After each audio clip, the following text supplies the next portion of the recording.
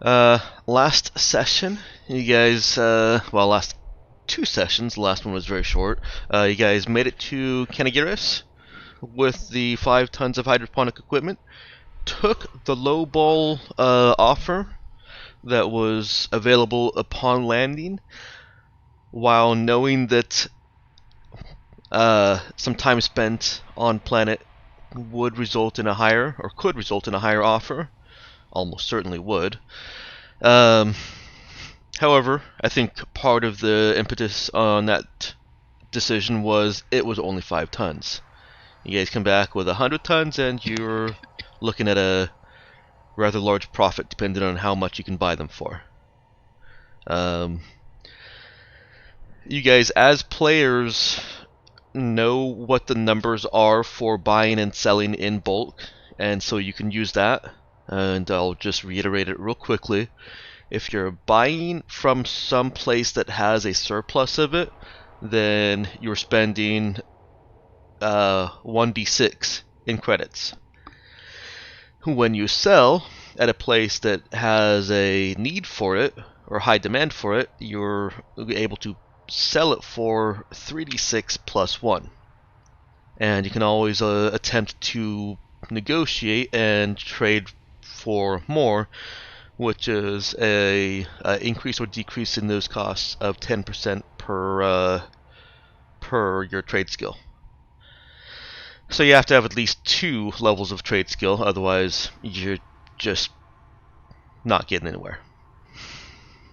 Of course, if you're doing all of this on a planet where there's neither a surplus nor a demand, then it's just the straight 2d6 to buy and 2d6 plus 1 to sell. Your profit margins will be, on average, much less. Alright, so there's the mechanics behind it. I don't want to go into complex trading. I simply decide if a place has a surplus of something or a demand of something. Kanagiris has a high demand for hydroponics equipment and equipment of war, weapons, armor, whatever can be put into that category.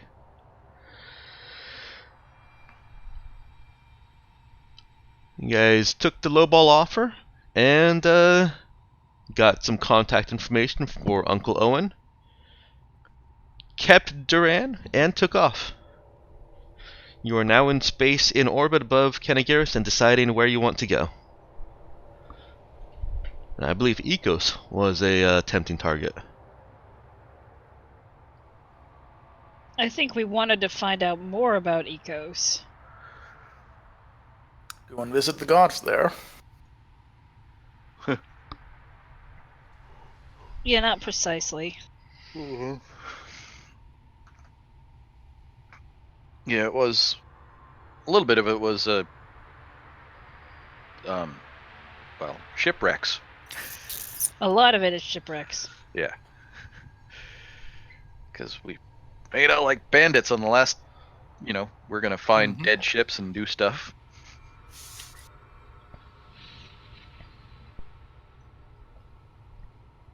Did we ever ask down on Kanagiris if anybody ever loots Ecos? You did not ask. We do have a native. I was gonna say, that's how you start wars down there. It probably is. So your holy side with the gods, do you think they would mind if you grab some stuff? Well, I mean, that's been a large part of human history. Wouldn't that pretty much be the Crusades? That's exactly what's happened to Kanagiris. Yeah, but I mean, the Holy Wars didn't stop them from looting the Holy Land at the same time.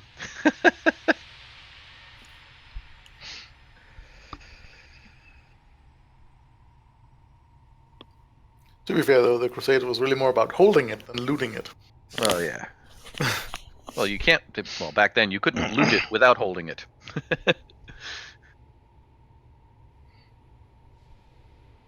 So what? Holding it and squeezing it? Squeezing, gently massaging it.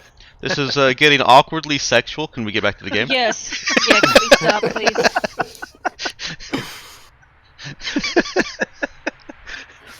Is that the new euphemism? Squeezing the Holy Land? Jeez. Oh God. So, Nope. Ecos. Yeah, I know. Ecos. Yeah, we want to go there.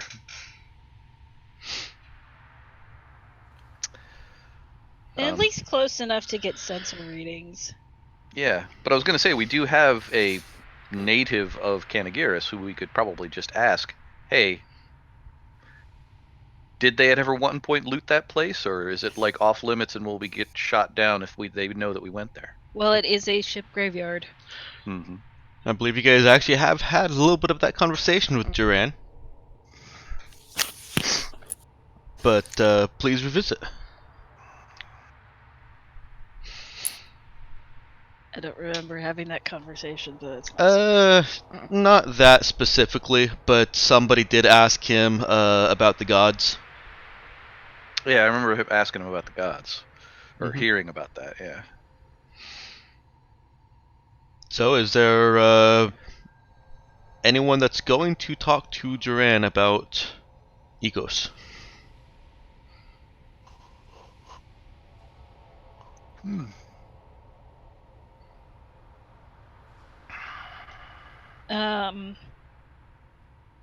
Dude, it was your idea. I don't know that it was Dude's idea. That might have just been Matt's idea there. What are the characters doing? Yeah. Working on the med bay. Cap will get everybody together, Alright. including Colleen, and she wants the kids' thoughts on it too. Does that also include Duran? Yes. Okay. No, I'm gonna ask Duran questions without Duran there. Well, you just said you're getting everyone together. I didn't know that was the purpose. Yeah, everyone now includes Duran. Okay. At least, unless I otherwise specify. Alright. What about NPCs? You're just gonna leave them to their duties on the ship? Yeah. Alrighty. Their NPC-ly duties. The nuclear duties. Yeah, that sounds sexual too. Never mind. Yeah. Alright. Kitties! Sorry, hold on. Okay. The crew is gathered up in a location to be determined after kitties are done being kitties. This time. They won't stop being kitties. Well, it's, segmented. They're being kitties, and then they're being kitties again, and then they're being kitties again. You gotta capture the in-between moments.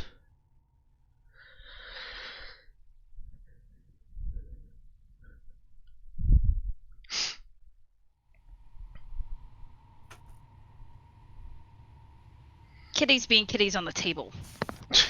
See, it's different versions of kitties being kitties.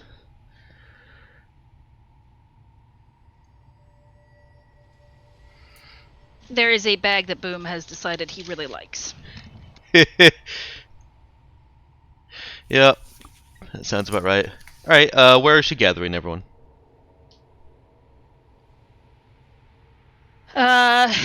In like her conference room office thingy. Okay. Oh, she has both. Office. Okay. It's more of a private conversation. Okay.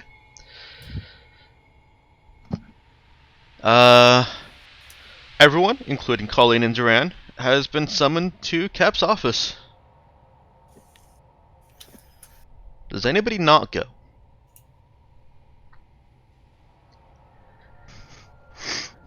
Alright. Don't like it. Is this giant welding goggles on? Alright. Then everyone is there.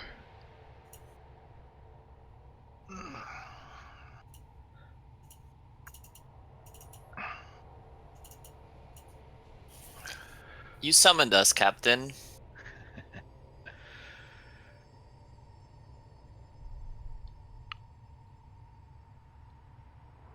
Dude actually kind They of are look being at particularly rambunctious this morning. Why did you... What are you talking about? Yeah, I was gonna say we're being fine. Dude would kind of look at the Duran. She does that sometimes. Don't make a big deal out of it.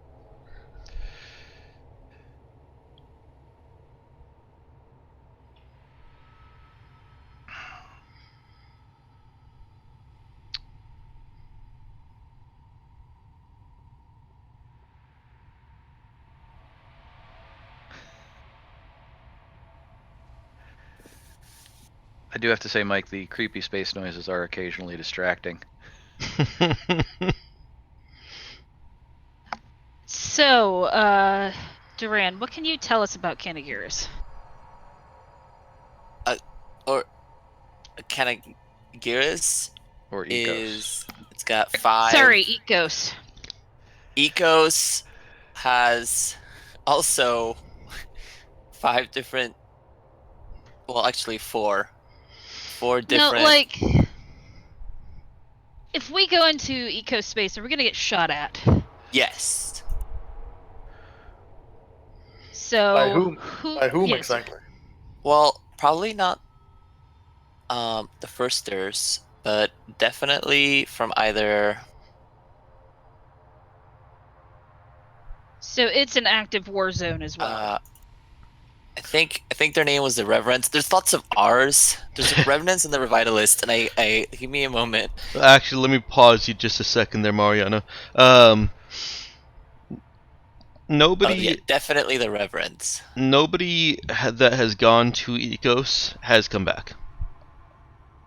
Oh, also nobody that has gone to Ecos has come back. So any statements as to there being fighting there or the being shot at is speculation on Duran's part.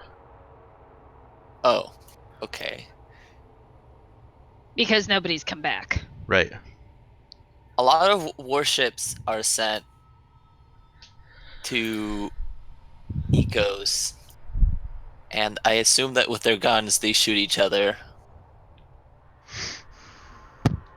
But I haven't been personally told exactly what the firsters were doing by sending ships there. Presumably, if there were space battles unfolding above the planet, we'd be able to notice that from quite a distance. Yeah, why don't we can we try and see if there's scrap metal from destroyed ships? Oh, we know that there's a ship graveyard. Oh, okay. You've got a galactic mandate beacon telling people to stay away. Can you tell the most Which is recent? interesting. Which one was the most recently destroyed? Well, I think that's what we're Scrap. hoping to figure out with by getting close enough for scans. But the issue, Press the scan button more. but the issue of the locals. Yeah, it on doesn't work like that. The issue of the locals of Canagiris taking offense to us visiting Ecos would surely only be a problem if anyone were to tell them that we had visited Ecos. Cap looks pointedly at Duran.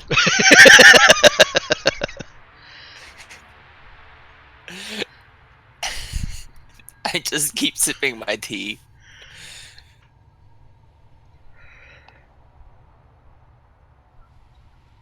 I mean, Canagiris and Ecos are far enough apart from each other that it wouldn't be feasible for any technology on Canagiris to actually detect a ship landing on Ecos, right? We're not going to land on Ecos.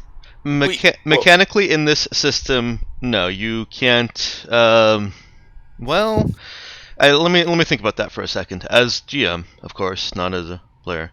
So, even in Raw, any detection lock on a ship when you're in that region is system-wide.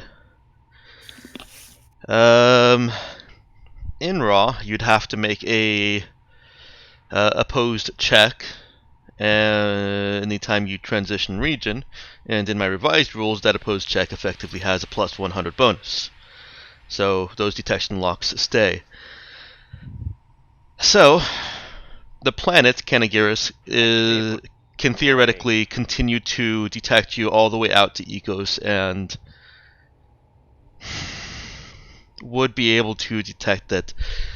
I'm not well, in modern technology, yeah, we could easily detect when a ship has landed on another planet out there, I think. The cat is chewing on my jeans. Stop In making the laundry basket. Stop wearing such tasty jeans. I think he's teething a little bit.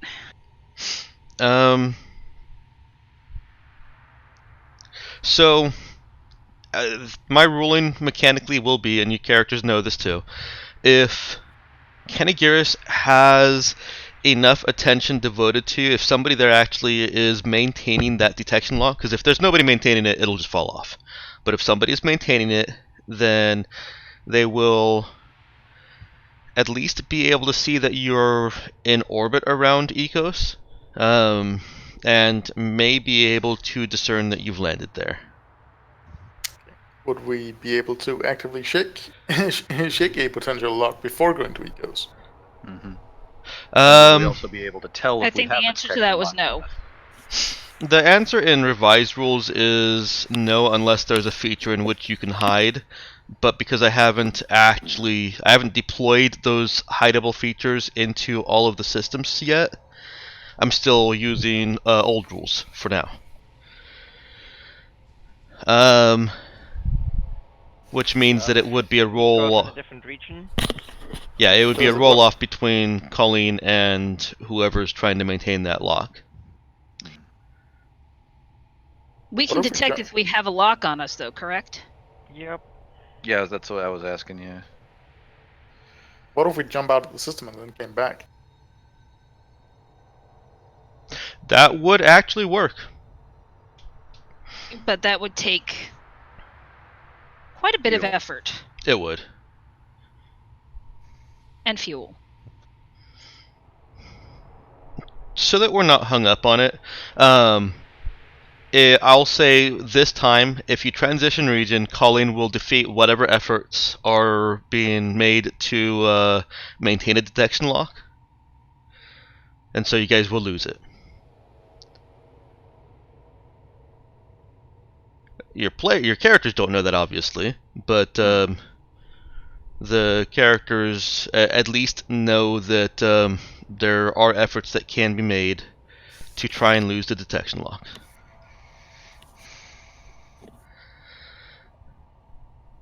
And they'll know if they're successful.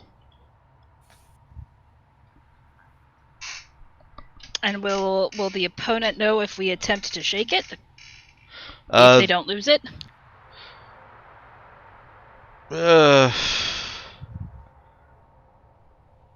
Pretty sure the answer is yes.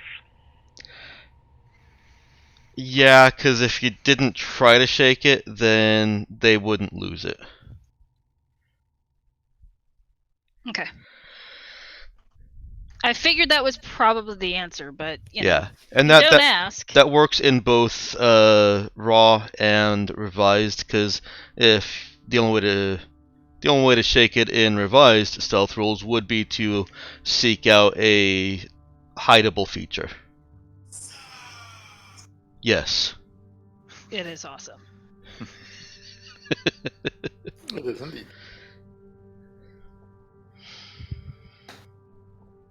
All right, kiddo, do we have any locks on us right now?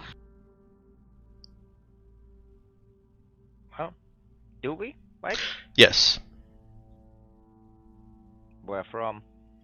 From the planet. Let's head back towards Gorman Station Okay. and see if we get out of their orbit if they actually maintain the lock. Okay, that actually would work as well. That is a region transition. It's going to take you the 48 hours divided by your drive, etc.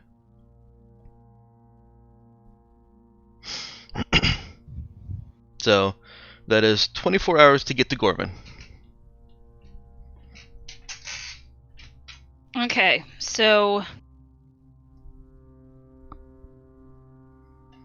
Cap will ask Duran with the others present, where do you know where we can get more hydroponics parts and potentially weapons?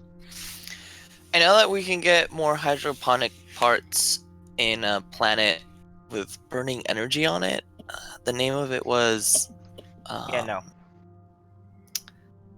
You told me you had some burning bridges there. Sos. Yeah, it started with a T and it had S's and O's on it. Yeah, That would be Sos. so. Yeah, that's Yeah, the we're plan. not going back there right now. That's unfortunate. Not burning bridges, just maybe a little singed. Singed bridges. Yeah, we might want to wait. Which is for that ironic, to die. considering that our actions there prevented more than just bridges from being singed. Well, either way, I wouldn't ask too many questions about those bridges. The only thing that I have planned for weapons is to make some sort of poison extract with the poison ivy, but I haven't really quite set up or started looking at what kind of labs you have here yet. Cap looks at Colleen. You'll have to talk to her about using her labs. Oh, I heard plural. This is very exciting. I don't know that it is actually plural, but You disappoint me, but that's okay. well, Do you have any other disappoint me questions?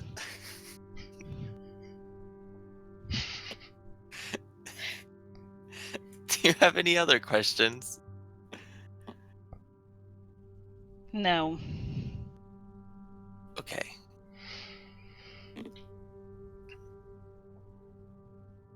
Maybe your crew knows of a place that has surplus of weapons where we can buy them on the cheap? Or Highly unlikely. I could ask people at the station once we get to Gorman. Considering the amount of people who come through, actually, if you do that, take Colleen with you. Understood. She's quite adept at this sort of thing. Okay. She's how looks like she's how old, Nick? Well, at this point, 17.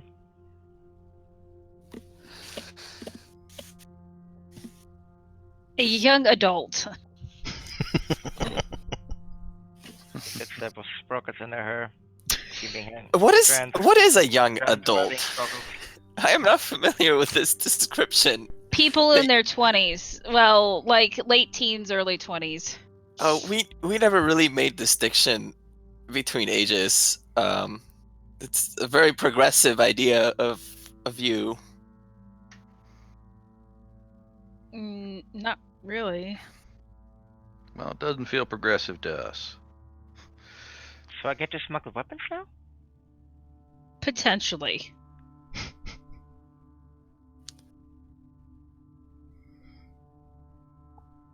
Technically, I believe we've been smuggling weapons for quite a long while. Not if they're not functional. And she just looks at Nemo and like that just don't say anything more look.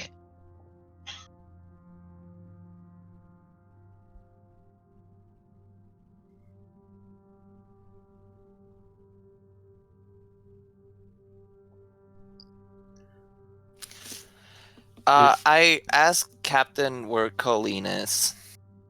She's in the Literally room next with to you. us. Oh, hello, Colleen. It was you that gave me the cookie earlier, wasn't it? Uh-huh. Thank you for the cookie. It was very delicious. Do you have how many labs are in this ship? Technically none. Oh, okay. I was thinking of using one, but since there are none available, never mind.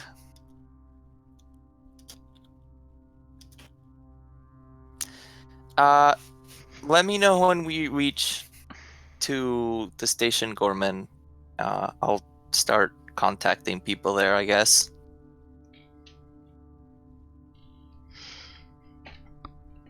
Anybody else think to add to the meeting?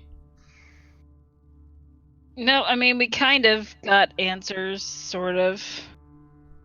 Yeah, unfortunately, Duran doesn't actually know a whole lot about ecos. I'm getting the feeling that nobody really does. That may be. If no one's ever come back from it, then Yeah. It is the Excuse me, undiscovered sorry. country. the lost continent. Mm-hmm. Well, Or it's just a great vacation spot, the type you don't want to tell people about it because they will ruin it. because then it'll be filled with backpackers. Mm-hmm. And hipsters. Everybody goes off on the holy war, gets there, and is like, "This place is really nice." Like, Everybody leaves with a souvenir rock, and there's no more rocks left. they're losing That's what they're trying planetary to mass. avoid. Yeah. Warzone, vacation spot. Let's stick with the vacation spot and not tell anybody. So, in order for the area not to lose actual planetary mass, they check your bathroom visits against the amount of food intake to make sure that you're not leaving with more than you took in. I figured it's kind of like the beach. That seems needlessly complex. Yeah, wouldn't you just weigh the ship? Before and Like the after. beach, and they're No, not you- DiCaprio's waiting down there somewhere. You've got to throw more bureaucracy at it. You have to actually, tabulate this stuff. Right. How- so we how can- did we can get have here? More How- fees. all right. I have no charges. idea. All right, let's. Mm-hmm. So is the meeting adjourned? Yes. Okay. Anybody doing anything specific en route to Gorman? You've got 1 day. Working on the med bay. You're working in the mid bay. Okay.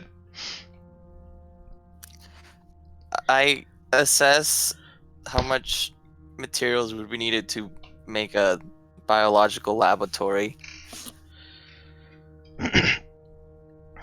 Well, I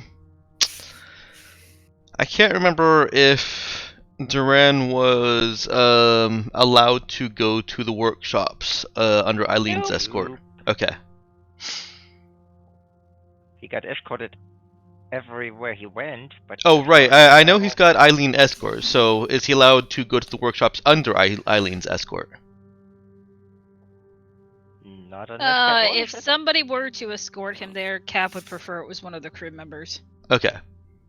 So the Eileen escort is very limited just to rec area and quarters, right? Pretty much, yeah. Okay. And of course, when he gets summoned to a meeting, Eileen is outside right now. Yes. Alrighty. So it's going to be difficult for Duran to suss out what he would need for a lab, but I believe he saw the med bay. Did somebody show him the med bay? No. Okay, then no. Been under construction the whole time. He's been. Did we not Here. give him a? I don't think we. Yeah, I guess we wouldn't have given him a tour of the ship. Nope. No. Duran can assume, or would be assuming from the starships that he's seen constructed on Kanagiris, that Medbay would be small, compact, kind of a bunkerish thing,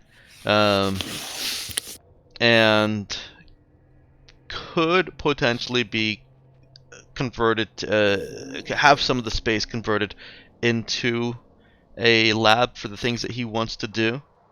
A proper lab would, of course, be better.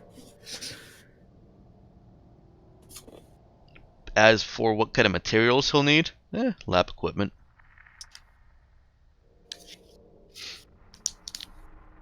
I wait until arrival to Gorman. Okay. Anybody else do anything? We've got Duran and Colleen, Dude and Cap, and Nemo.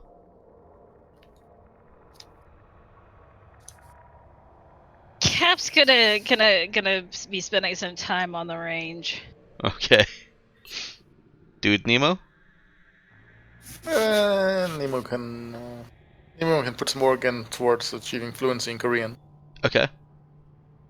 Dude.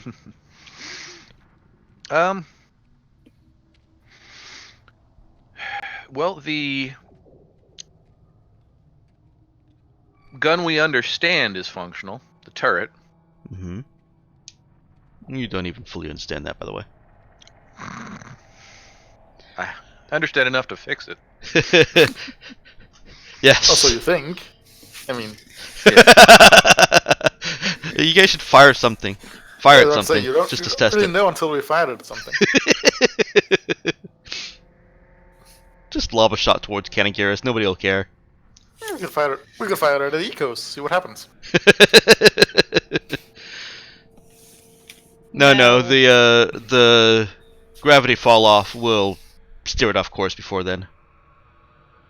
Or we could fly to ecos and then fire it. See what happens. No. I mean, doing whatever, standard. I'm sure that there's at least enough basic ship maintenance-ish type stuff to occupy at least a chunk of it each day. Yeah. But Even if he wants to help with the med bay. if Colleen seems willing to take help.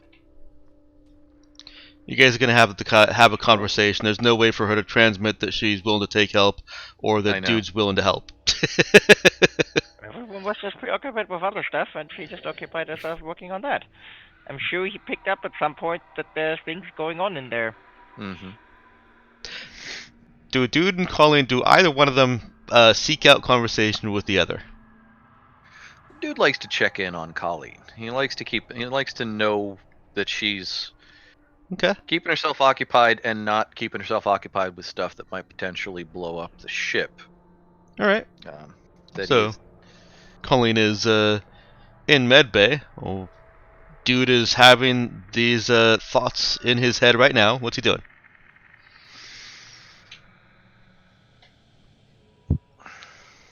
Should be pointed out, there is, once again, a piece of paper taped to the door that says, unqualified personnel keep out, means you, smiley face.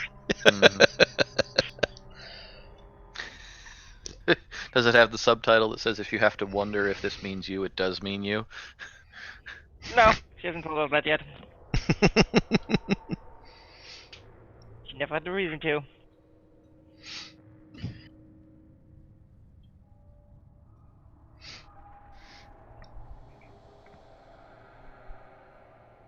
And there's definitely stuff going on inside.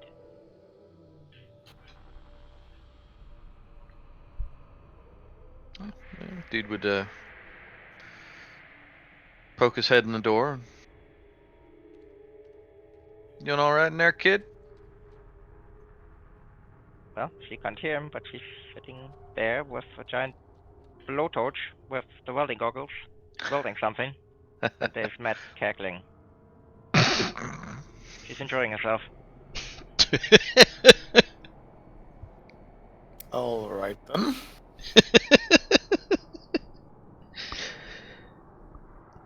The welding cackle.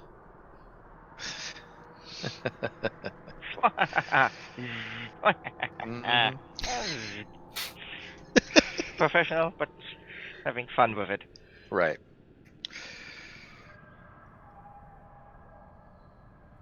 Dude would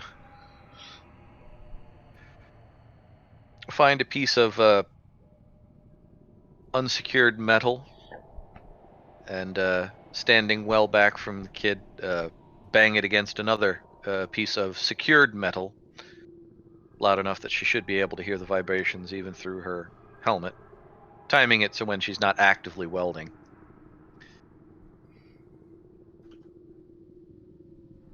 So the welders knock. Clang, clang, clang. Well, he would sit down, gonna turn around and, hey! Hey, kid. Sound like you're having fun in here.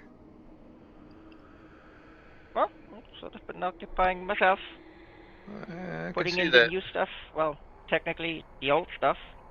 Old new stuff, new old new stuff. New old stuff. I think the phrase is new to you. Well, pretty much new to everybody. Well, new to everybody that's here. New to everybody that's kinda alive. Yeah. Don't make them new, though. No, They're that's new what to I said, us. new old stuff.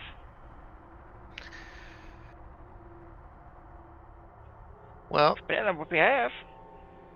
yeah, that's true. Well, I've finished my daily maintenance checks. I was wondering if you use any help. Sure. And I've been working on this for like the last 2 weeks. I know. I've been fixing the gun. I'm done on the gun. Could set me up for that. Would probably help if the captain finally decides to shoot Duran. Yeah, we'd have to get him out of the ship first. I think by the time we get him out of the ship, the problem's solved. No, I mean if he just shoots him in one of the corridors or something. Yeah, well, she wouldn't need the gun I fixed for that. And it didn't say with the gun you fixed.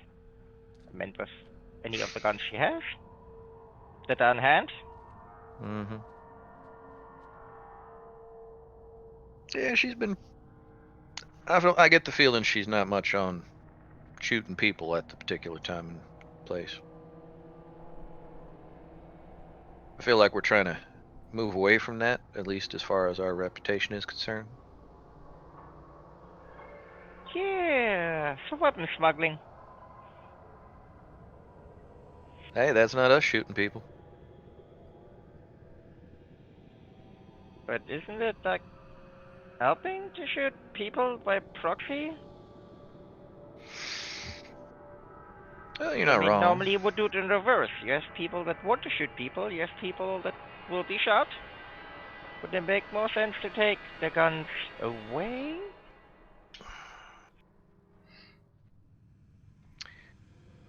Yeah, but that'd be imposing our own particular will on them without any actual inherent authority on that. Yeah, but wouldn't the modicum be to maybe not make it worse? It's the difference Under. between, hey, sure, you want to kill those people, versus have a gun. Yeah. And all other things being equal, I'd generally agree with you. Considering the circumstances we find ourselves in which we are in an unfriendly universe with a lack of knowledge about what the rest of the universe knows about us, I tend to err on the side of we can do whatever we can to make money and stay alive and stay off the radar of places. We don't really have the I'm not against luxury that. of making large ethical decisions. I'm just saying, Hmm. perfectly fine with doing it. They want the guns, so sure. Yeah. Just saying it's different from, hey, we want to do good. I'm I don't fine know with that gray. I'm not sure that we ever said we wanted to do good.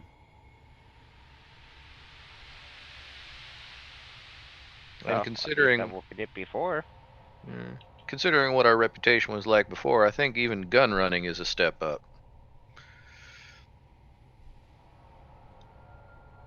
I guess. But yes, if you want to help and need stuff welded, then some of that stuff needs to be assembled. I've just slowly been working on making it all work together. Yeah. Mhm. Sounds like a fun way to occupy a day. Uh, Weeks. Dude grabs some equipment and starts helping out.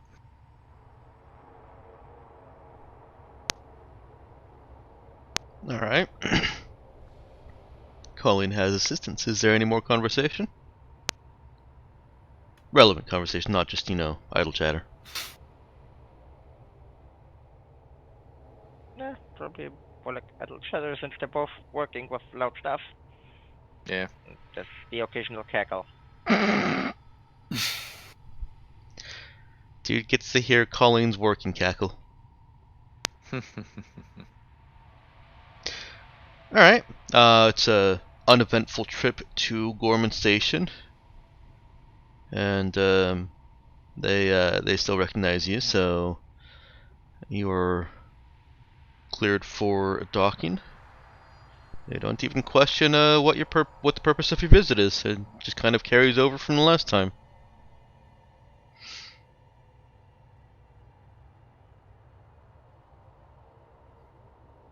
And you are at Gorman.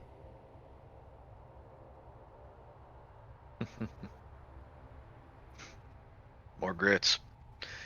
Yep. As you got farther and farther away from Kanagiris, at some point Colleen, either before or after she slept, would have gone back to the comms panel or console to check and see what is going on with their detection lock. And she would have needed to stay there for a couple of hours, depending on her timing of events, but at some point the lock does fall off. It is, of course, Okay, good. replaced by a lock from Gorman Station. But that's not the same thing. That's not the same thing, exactly. Much less of an issue. If we're going to Kanagir or going to Ecos. Ecos, yes. Alright, you're allowed to dock at Gorman. If you even wanted to dock there once you lose the Kanagiris lock.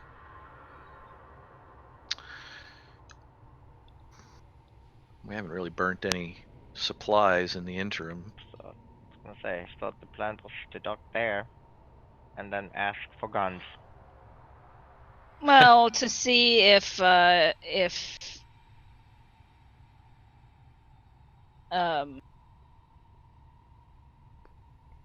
were places that they know, like someone knows of that does sell them, or more hydroponics equipment, or both.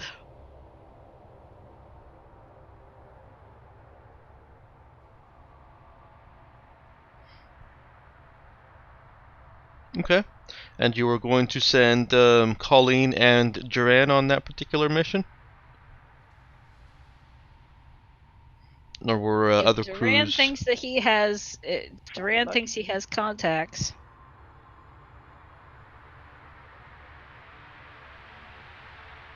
Or can make contact with people who would be able to do those things. Excuse me, sorry.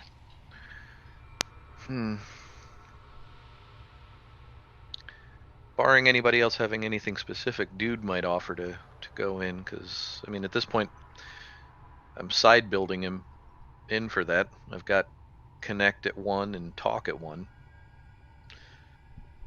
So I feel like I should be able to make friends.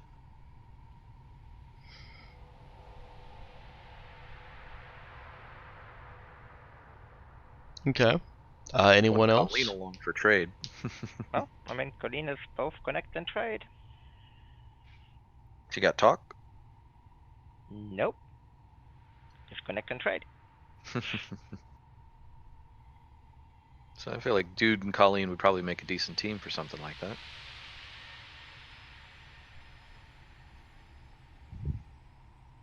Although Nemo should be best at talking. Obviously. Nemo is pretty good at talking, yeah.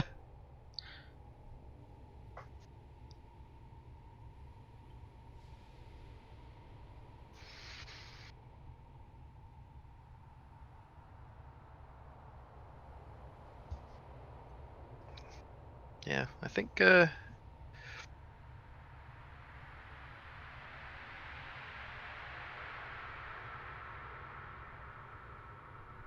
dude would actually ask Nemo to come along.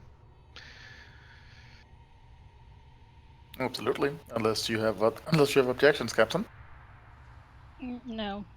We can get you some more data. We can definitely help.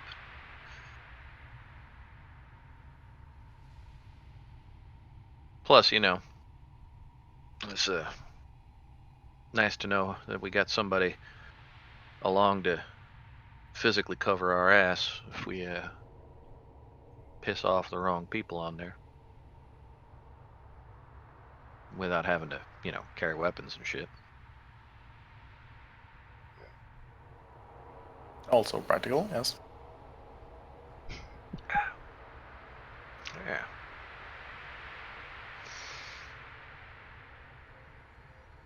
You have a lot of tins with writing on them, Mel.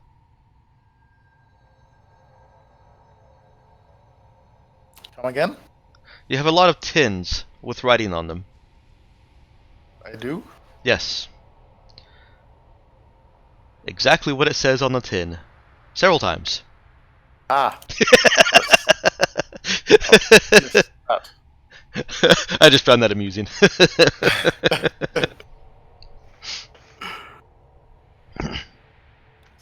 It's actually only twice, so it's not really several times, but it's funnier that way. Yes.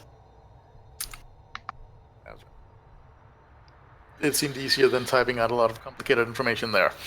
Yeah, probably.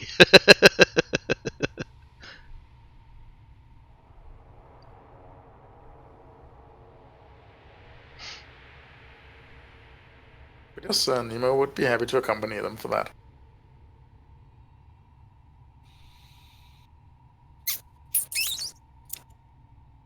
Alrighty.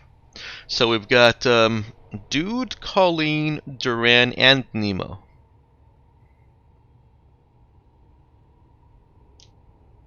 You guys are Yep. meeting up at the airlock. And Can you guys? Oh my goodness, I was muted for a while. we Oh. can hear you now. Yeah. I had a DM question. Yes. Do I need to rebuild my web of connections in Gorman, or after you make it, does it stay there? It stays there for a while. Okay. If you guys are gone for, well, it'll depend on the location. Like Gorman is a transient kind of web, so that will fade and disappear after a few weeks. But a web of connections that you build on a stable city on a stable planet will be there when you come back months later. So not Kanagirus. So let's suppose that maybe my web of connections isn't as good as it was Okay. on the first session that I played. If two people with a connected foci work together, do they do it faster?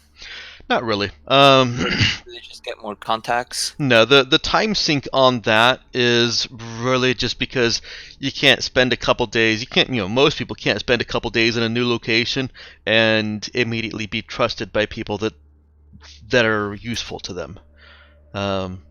That week is just a realistic expectation for building up that kind of rapport. Okay, how do I need to spend another week on Gorman? No, and honestly, you've only been gone from Gorman for less than a few week at days. this point. I wouldn't say that the web has disintegrated that much. Yes, some of the people were travelers on other ships that have left, but there are still enough here that you can still use the benefit of level 1 connected. Okay, I would like to look for a contact that was doing some sort of business with guns, sales, and trades. to get some information about that. Okay. While I decide how to handle that mechanically, why don't you address that with the group? Have Duran either stand there silently or tell them what it is that he's going to be doing, because otherwise he'll just be walking off and they'll be following, or not. I tell them that I have that previously, before they had picked me up here, I had gotten to know a lot of the people either doing business here in the station of Gorman, and also a few of the people that work here, and I might know someone who works in the business of buying and selling weapons, since it seems that is what Cap is interested in. I'll start there with that person. That definitely sounds pretty useful. Well, good to. Yeah, Pretty much what our plan was going to be. So if you got a makes it easier. shortcut on that, yeah. I mean, strictly speaking, it ain't us that wants the weapons. It's your uncle, but hey. My uncle also wanted hydroponics, but it sounds like you guys don't want to travel to SOS. I don't know that We- want really comes into it. I feel like, it's more of a can't. Not at the Well, it moment. was more of like a don't come back. Yeah. Well, I shouldn't. Yeah. A mutually agreed upon decision to keep our distance. Yeah. Actually, no. There was somebody in the SOS tourism side of. Actually, it was the joint, the SOS union law enforcement there that said don't come back. But you were called to a meeting with the chief of operations after that. So there was somebody that actually said don't come back. Yeah. Whether that still stands or not, you guys don't know. Yes, but a mutually agreed upon decision to keep our distance sounds better. Yes, it does.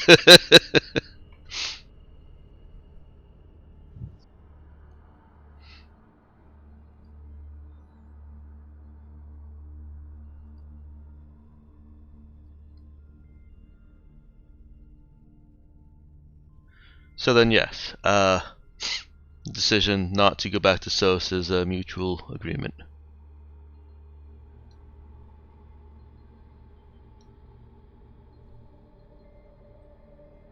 Are you muted again, Mariano? I don't think so. Am I? Nope, No. you're not. I'm looking for my contacts. Not like my glasses, but the contact that I'm looking for guns. Okay. So the rest of your away team is on board? I believe I told them that I was going to look for contacts. Yes. Let me ask the rest of the away team. Is the rest of the away team on board? Are you following him? Or are you doing your own thing? Figured we were going Well, with him. since he knows someone. Okay. that All right. We would Considerably. participate. Yeah. It's a simple matter for Duran to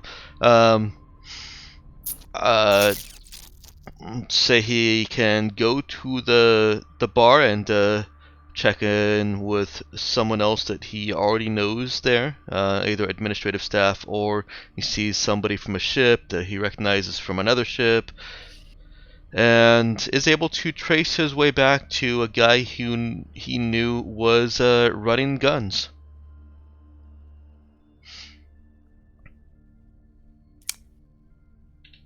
Hey Steve, how you doing? Steve, I don't know if his name is Steve. I forgot. it is. Oh, That was fortunate. perfect. Steve looks up. He's looks over. He's just kind of hanging out outside the airlock. He's at the dock for his ship. He's not the captain, but he works on the ship. And hey Duran, where you been this Hello. last week? Good. Just doing business ventures and all that kind of great stuff. The captain of our ship is looking to get a supply of guns, and I was wondering if you knew of a good supplier. Huh. Well, I can't exactly go around telling you my captain's secrets, can I? Ha ha ha! Punches Duran in the shoulder. No, of course not. But I was hoping you'd give me some clues. Um, Wink, wink, nudge, nudge. yeah.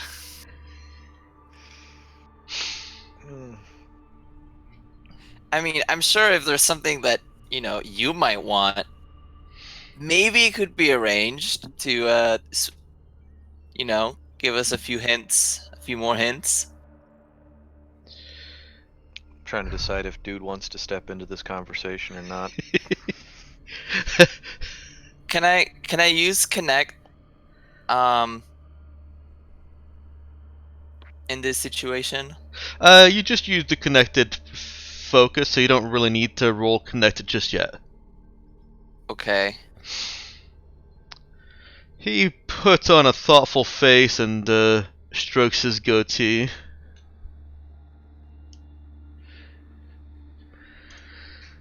Well, let me think about that. I just came back from a run through Un XXV or 25, whatever it is, and through March. Un is a weird place, by the way. Un. Un UNN? or Un. I don't know how it's. Yeah, UNN.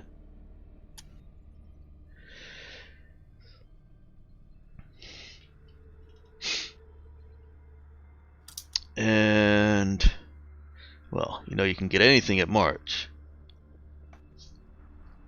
But we're looking for a cheap price. You search hard enough. So you say that March is a good spot? And Un? Yeah. Is Un a sector or a planet? It's a system. Oh, okay, it's a system. And March is a planet in Un? No, March is its own system. Oh, okay. You haven't made it far out, have you? No, not yet. Well, let me give you some tips then. March is where you go to buy anything you want. Anything.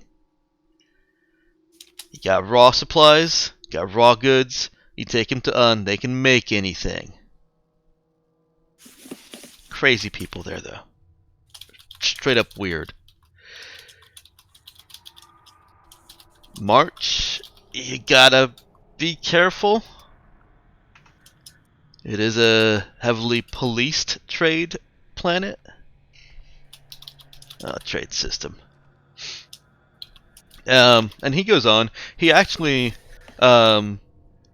gives some what would be generic no-duh advice or information to anyone familiar with the sector, but it's actually useful to you guys because some of you have never ventured out past Kenagiris, and some of you don't remember if you have, aside from the last 9 months.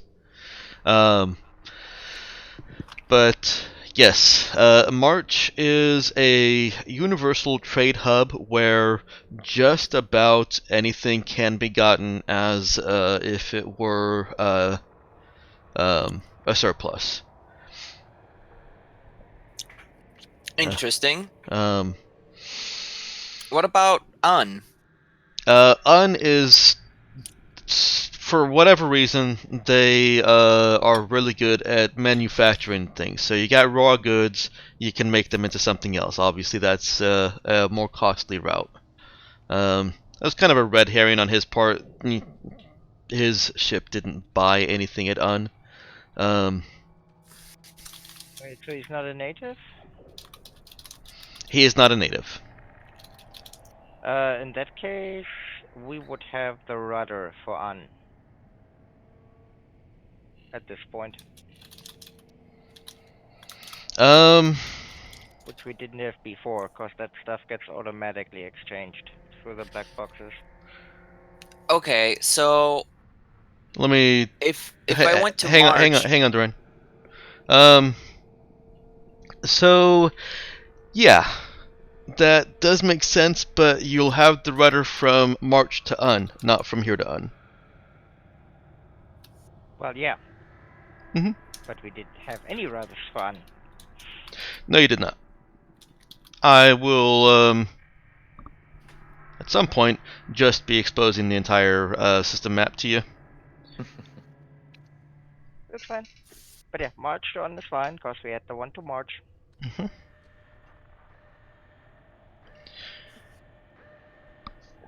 Excuse me. I think the rudders restriction works well in other sandboxy games where the place isn't quite so connected, but I've set up a universe where where all the systems are at least more or less in contact. So once you get to a more central planet, I'll just begin all the planets out there. You won't have things for rudders for things like from Ecos or from Gun to Un.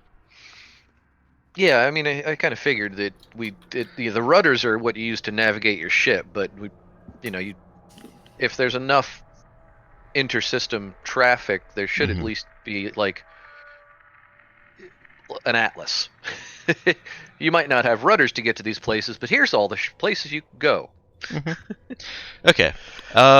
So yes, you guys do have an idea where Un is, and I can pull that up. You guys are at Gun right now.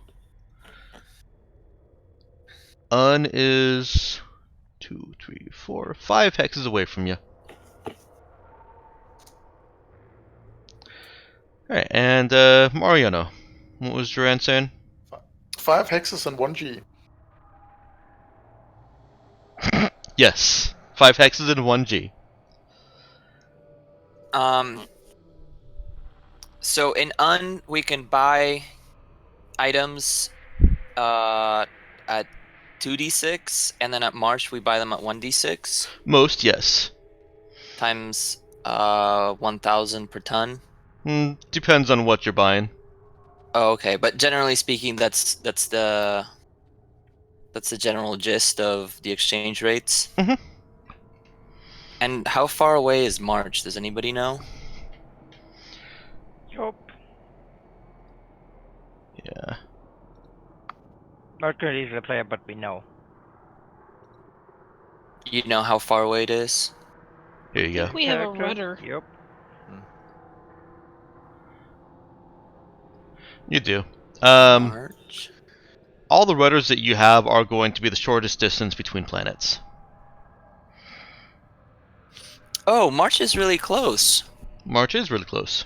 compared to Un.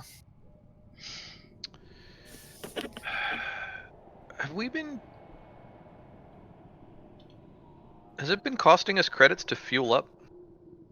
Technically. I was gonna say.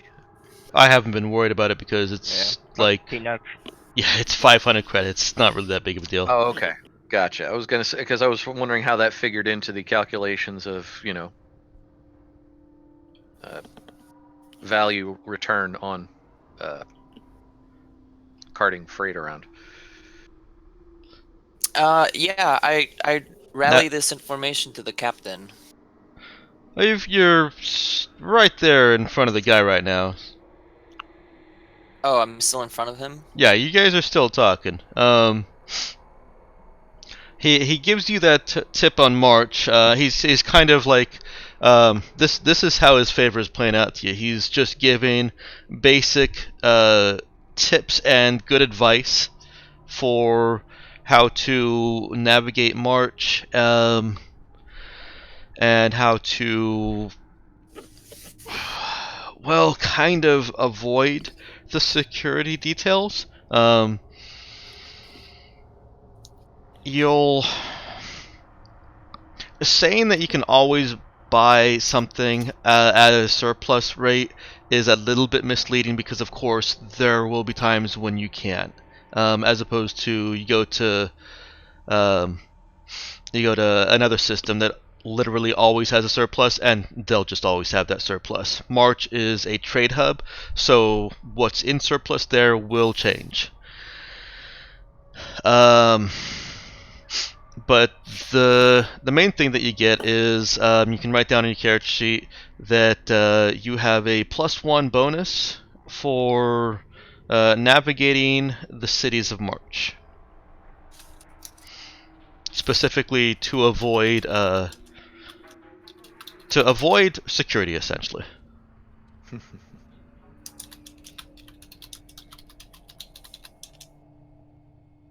He tells you that it's better to just use a guide, but if you have to do it yourself, now you have a couple of tips that you can use. Oh, nice. You're the best. Don't get yourself caught, kid. Okay, thanks. Alright, and now you guys can retire and report.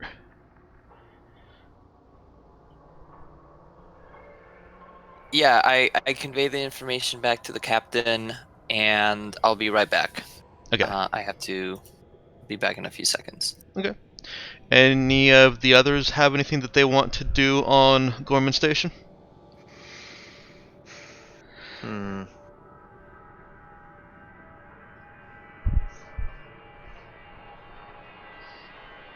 There may be other opportunities on the station. This was just one of the leads that Duran was able to track down, and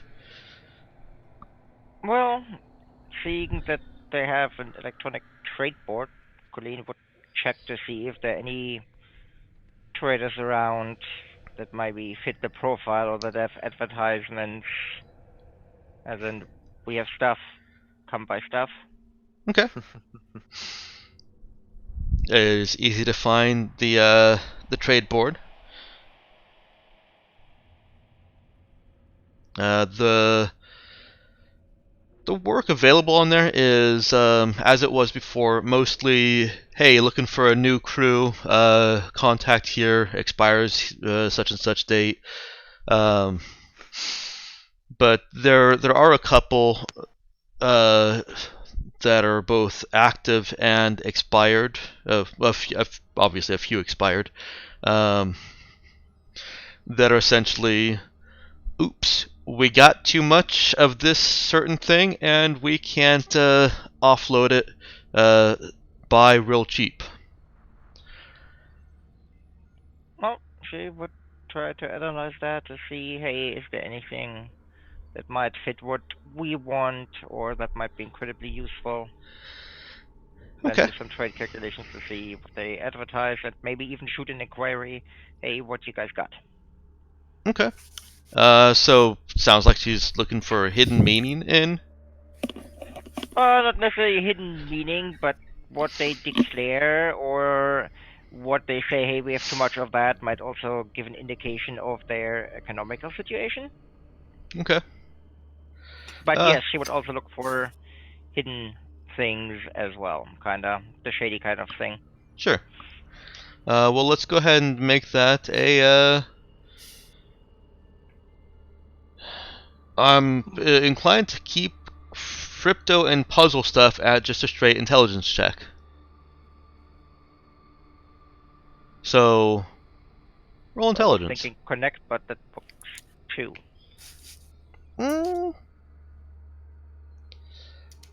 Actually, I think connect does sound good. Connect intelligence. for this particular instance. Yes. I thought it's more using her skills to kind of find the right people than trying to crack the systems here. Mm-hmm.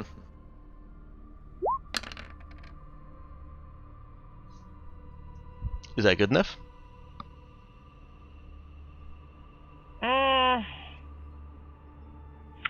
Trying to decide. It's always the problem. Mm-hmm. Let's have high expectations. That's why I don't immediately start telling you your result. Which is fine. Which is perfectly fine. It's below 12. I'll ask Yeah. Nick if that's good enough. Okay. Good enough for her at this point to basically see if there's anything there. Actually, yeah. One of the messages is something that nobody would even buy. There's how kind of them to note when the vegetable product that they couldn't offload and need to get off the ship was going to actually start to expire and go bad, because it would be bad before anybody could, even reasonably get it somewhere else unless they had freezing capability. It's the kind of thing that stands out to Colleen in her analysis, because nobody would reasonably buy this to try and sell it anywhere else. It's just a bad sale. That expiration date on the food item is probably something more like our ship is leaving at this point.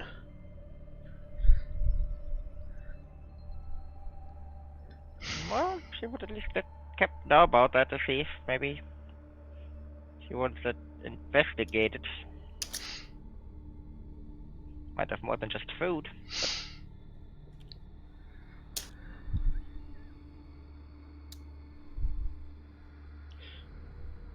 And besides, nobody actually wants to buy and try to sell persimmons.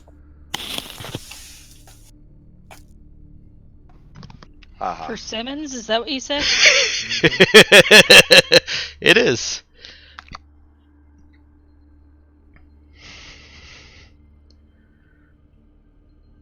$70 tons of persimmons.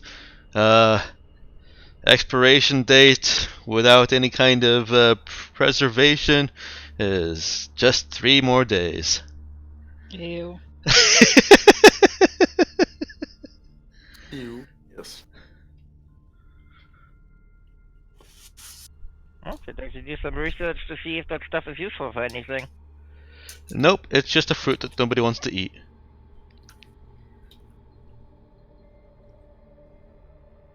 Well, not necessarily eat, but it's still biomatter. It is still biomatter. Yeah, how many joules do we have in that? We could use it maybe as fuel, maybe. Can't use persimmons as fuel. The DM forbids it. That's unfortunate. We could burn them and set up a little electric motor to power up some, like, type A energy cells. I don't know. We don't have a biofuel converter on the ship. So I propose the following motion to add to our ship a digester. It might be smelly. And pointless, considering that we've already established that fuel is ridiculously abundant and virtually free. You might be right. I mean, Alright, is this in character? it would make more sense to install a thread mill. I'm gonna call this in character. Does anybody object? Why do I talk? Alright, I believe Cap is being contacted by Colleen. Yes, Yep. Colleen. Well, there is a food sale going on. Fresh fruit. Dirt cheap. Why is it dirt cheap? Well, I think they're about to leave and they don't have flesh freezing capabilities. So the stuff would just go bad. They don't think they can eat 70 tons of the stuff. Oh my In 3 god, I days. don't think we can eat 70 tons of this stuff. Yeah, but we can freeze it. Do we have flash freeze capability? And I rig don't know. something. What's the canning process like? Can we put I them in might have cans? been a little bit too subtle. This is probably not actually fruit. Yeah, I think Colleen uncovered the code. Yes. Oh. You were clearly too subtle for your own good True. there. It appears so. It might not be really persimmons. Might be something else. I just assumed Mike hates those. I don't even know what they are, to be honest. I was like, wait, was she That's the talking in joke. code the whole time? It's a joke from the other night. It is That actually. Yes, that was a Mike joke at my expense. Well, About persimmons. No, I mean it was at more Sandra's expense, but it was a Yes. joke for me. it was a joke format. Yeah. There's a sale going on and I think we should look into it. Oh, Is Colleen now being too subtle? I mean, Cap. Over Not relatively knowing who open is com system, not knowing if absolutely. anyone is listening in, Cap will say, if nothing else, we can freeze it and take it to our friends who like spam. Yeah, if I like spam, they're gonna love that stuff.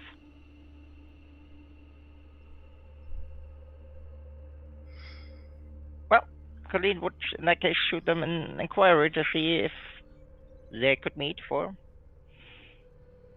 trade.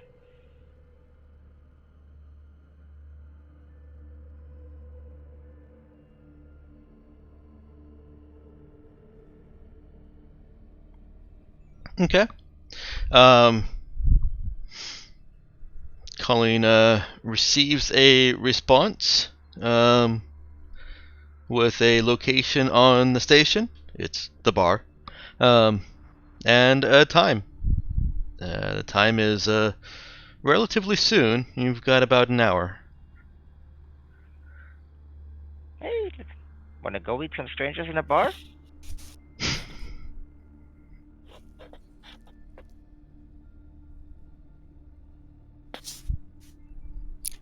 Better than Sure. strangers on a plane. Hey, last time I nearly made $500,000 doing that. Yeah, Cap will go for the negotiations on this one. If nothing else, to sit there and listen.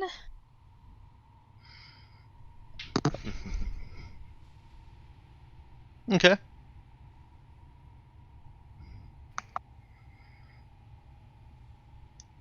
Hang on real quick. Yep, and Colleen would turn to Dude and go, hey, you've been to the bars. What drinks do they have? All sorts, mostly alcoholic, and no, you can't have any booze.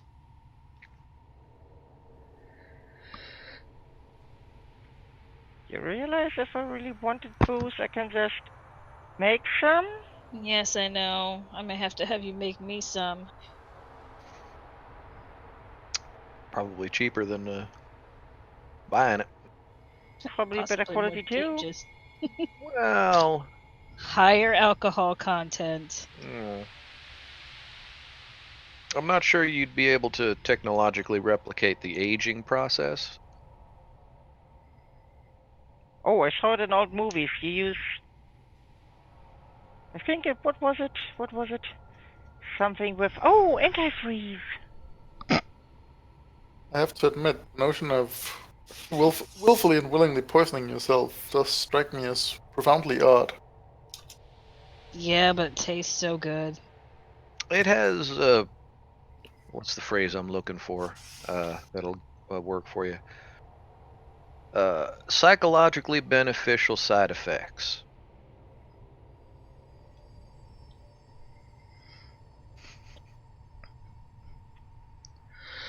at the cost of potential severe liver damage.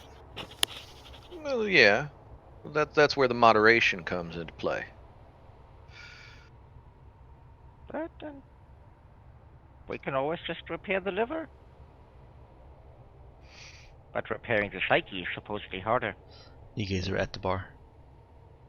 You've just arrived. If I remember correctly, doesn't the liver repair itself? Cap's At on her least way. as long as you don't damage it too much. So who exactly are we meeting here? Better. In the contact information, did they transmit like a booth or anything, or picture of this is what you're looking for?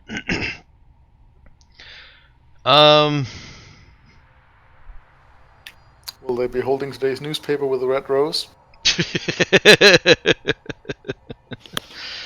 They did not transmit a picture, but they did give a name, Helith, and said corner, or is around the corner if it's occupied.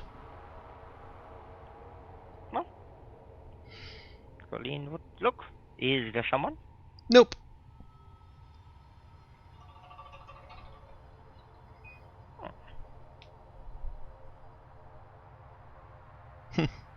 Well, I guess we'll have to wait for them. I mean, how are we on time? Before the meeting? Late? On time? Oh, you've got 45 minutes. Well, we still got some time if you wanna have a drink. And Emma, Cap can arrive at any point that you want her to now. Cap will show up and find the others. Okay. Alright, the whole party is together. Yeah, at the bar. Mm-hmm. You meet 4 strangers at the bar. You realize they're not actually strangers, you've known them for a long time. And you walked here together. I was gonna say, is this a Twilight Zone episode? Yeah, Colleen is asking the barkeeper basically what all kind of drinks he has. It's not us, He is wants it? all of them. It's you! He looks at her, says, "How old are you, kid?"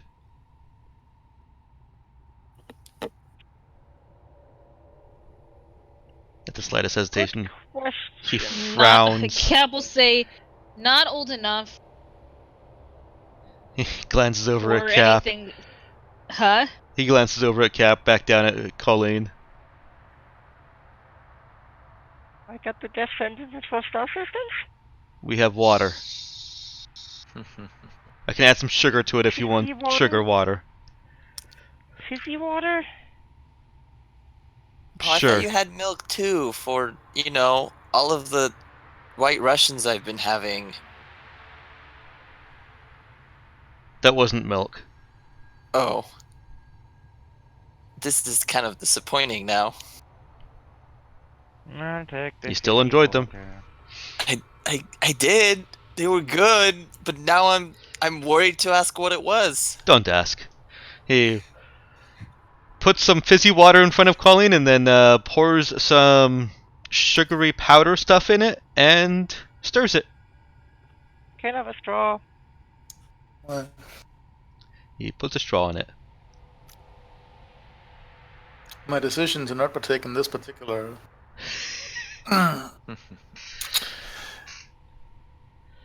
venture has been vindicated.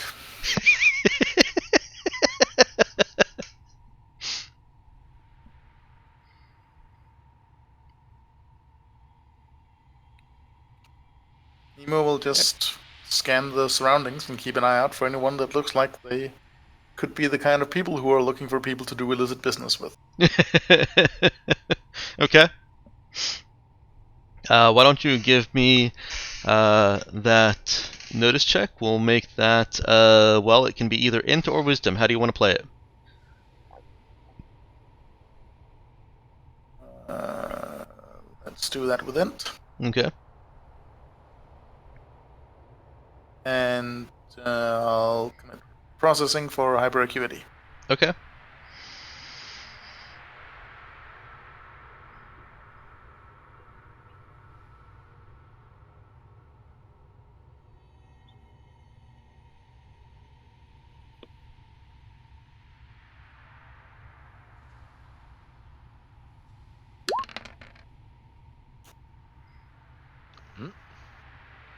Which I believe allows you to reroll that one, right?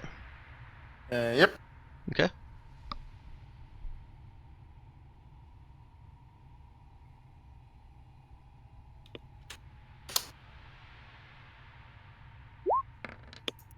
Well, howdy. So make that 10 instead. That comes out to a total of 12.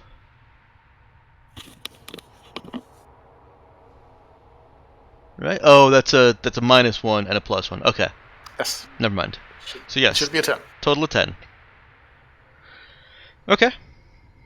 The barkeep, after a moment, after Colleen has already tried it and taken a sip through her straw, he reaches behind the counter and produces a half-sliced strawberry and plops it in her drink. She was looking all sad up until this point. This perks her up. He resists the urge to reach out and pat her on the head, or sprocket.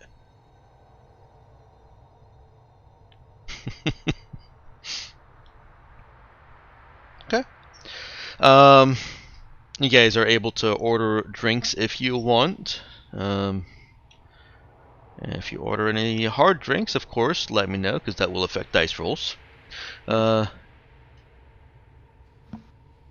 After about 20 minutes, Nemo, somebody has come into the bar and they're being subtle about it, but you're still able to suss out that, yeah, they're definitely trying to look incognito while looking for someone that is supposed to be in the corner. You'll And you guys are sub-vocal. probably all Well, sitting there at this point. Sorry, Mel. I'll sub-vocalize to Cap. Captain, I believe the people that we're looking for have just entered the bar. In person, it's just one guy. The person that we're waiting for has just entered the bar. Cap will nod to Nemo. Behind you and to your right. Unless Cap is not the type of person to sit who. Cap's waiting, and I mean they're in. She went and sat where they were supposed to sit. Yeah, I was just adding that unless Cap is not the kind of person who'd sit with her back to. No, she's not the kind of person who would sit with her back to the door. Yes. Then obviously it wouldn't be behind her. Yeah. I personally, hate sitting with my back to the door. Honestly, as one of those people, I don't understand how people do it. How I I don't Yeah. even notice. Yep. It's not That's a how I paranoid do it. thing. I just like watching people. Mm-hmm. Oh, It's not because you're afraid of someone sneaking up on you and shooting you in the back of your head while you're playing poker. No. It's not. And that's how I do it, because I don't pay any attention to people. And I do. Yeah.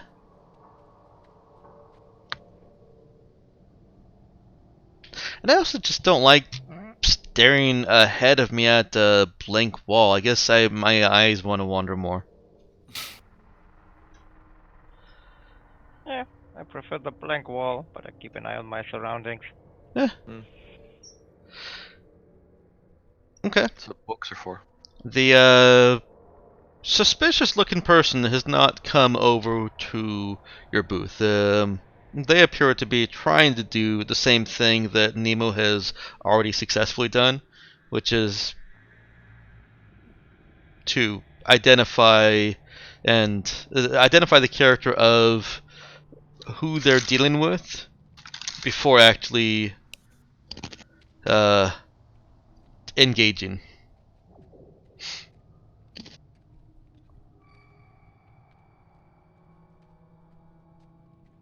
Or not identify the character, but kind of suss out who they're dealing with before actually engaging. I apologize if I was crunching in people's ears. Oh. Can Cap attempt? Well, she doesn't really try to make eye contact. She just, if they look over her way, she'll give them a very direct look. Okay. In all fairness, Colleen would have sent something over, like I'm the one with the green hair. Okay. I have an idea what they are looking for. Okay. Otherwise, you are two strangers in a bar and you have no idea who the hell you're actually meeting. It's not a blind date. It's easy enough to ask about persimmons.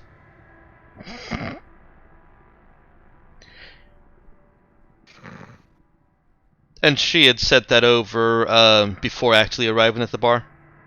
Yep. Okay. Basically, when they were exchanging things. Okay. Alrighty.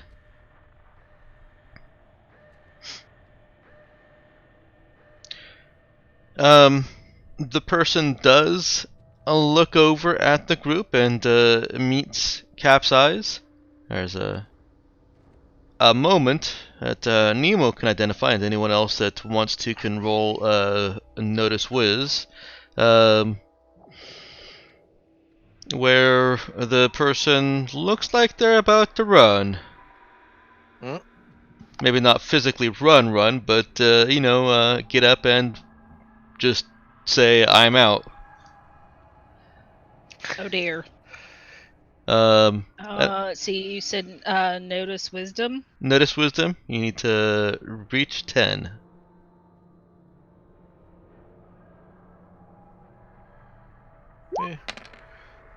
Dude was keeping an eye out. I doubt I can make that, but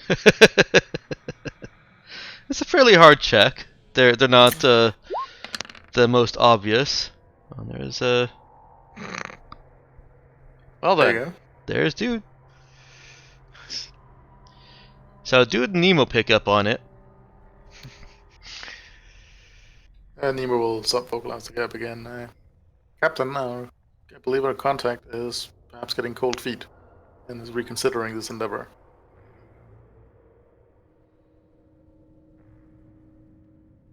But they don't run off, do they?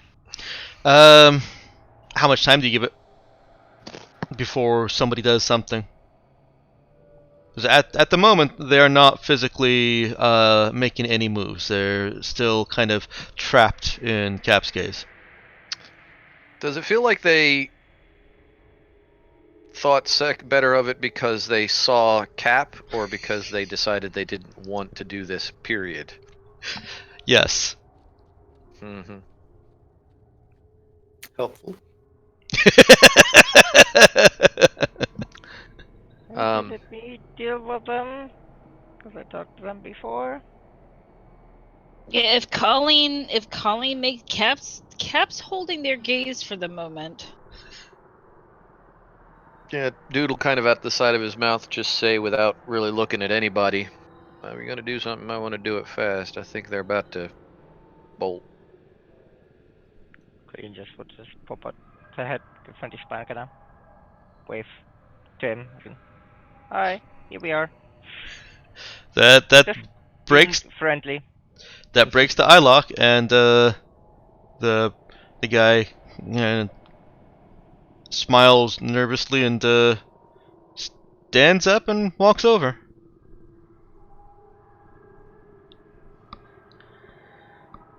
Stands at your table and says, "Hi, I'm Healith. You? Hi, I was talking to you guys earlier. Yeah, about the persimmon.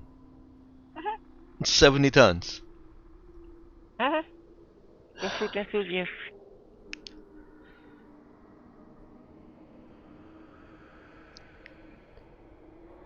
Which type of persimmon is it?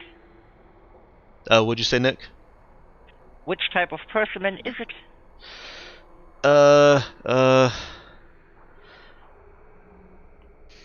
And he actually takes a minute to think, composes himself a little bit more as he's looking up at the ceiling and away from you, intimidating lot.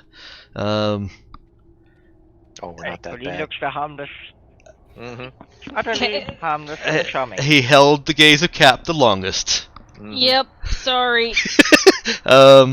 Closes his eyes and recites by memory, with a couple of hesitations and pauses, what sounds like a chemical formula.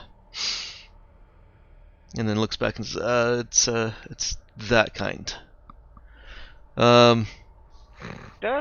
Can Colleen make Would that sense be of would that be intelligence no, or Yes, if you have a no, you can roll it. I have, you mean at least +0 or at least +1? At least +0. Did that twinge in dude's explosive knack? It did! Yeah. Dude, you don't even have to roll. I figured that sounded familiar.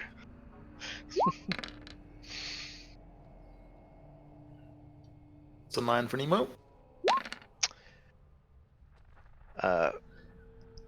No other bonuses there, Nemo? That's including all your bonuses? Yeah. Or your boni? Okay.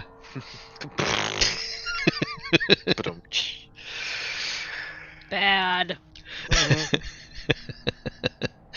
Yeah, but you know I have to do that to Mel. Yes. Wow. I'll get it. Improperly pluralizing words. Oh.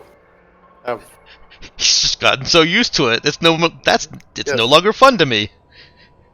I think I remember looking up once that the whole octopi thing actually is completely wrong.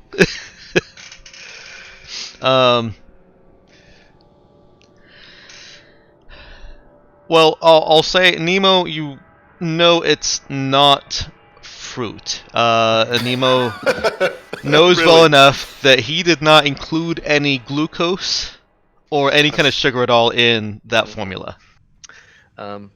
For what twigged in dude's head, I have almost no basis in chemistry, but I would recognize I would recognize the difference between an organic and inorganic chemistry formula. You might be surprised about that. They can be pretty similar. Organic chemistry have a lot more C's in it. Yeah. And it tends to be much longer. And Colleen, yeah, you got that. He's talking about an explosive of some sort. Dude, that while dude doesn't inherently know the chemical formulas of that stuff, unless you want to roll a no check. Do you have no? No, I've got -1. Okay. So yeah, it's definitely on the more intuitive level. He doesn't scientifically know what this is, but he recognizes and can pull parts of it out because he does know how to work with this stuff. And that's a particularly powerful and somewhat unstable. I was gonna say, I was gonna ask if it was on the range of high explosives as opposed to just, So this is more nitroglycerin, less gunpowder. Yeah. Yeah, and he probably he knows the kind of chemicals he works with when he's making this shit. Yeah. It's the centerfold on this bunk wall from Explosives Weekly. Oh man, I really hope that's not an actual publication. I hope it is. I want a calendar with centerfold girls that represent various explosives. No, it's not girls. It's just the explosives. It's just the explosives. No, I want nice ways with drapes and things. I want the girls. Not everybody does. Kind of how you've had calendars where people represent Xbox and PS4 and all that. That's what I want, except for explosives. You say that thing is news to me. I say they do. I may have seen it somewhere. Yeah. It may be in my brain entirely, but I may have seen it somewhere. Uh-huh. I'm sure I they assume close it. the I assume it also range includes a bunch of. suggestively, and then there's wire and a nice trigger somewhere to make it really tempting. I assume that calendar also includes a bunch of senior citizens for the Atari and Atari and other first-generation consoles. Not senior citizens, just mature. Mm-hmm. And I'm not that old yet, and those things are younger than me. Mm-hmm. Strictly Right. speaking, they're still younger than Mike. Yeah.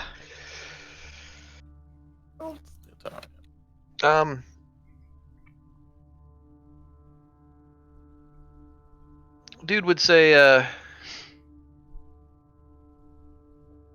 yeah, that definitely sounds like it's getting close to its expiration date. He looks quite relieved that Actually, the Atari is older than you, Emma. When was it put out? 77. Oh, So not older than me, though. I had to look it up though. But yeah, it's 70. It's the Whoa. original Atari was released in 77. Duran, we can hear I was everything gonna say, you're that's doing. that's a lot of cardboard there, or paper.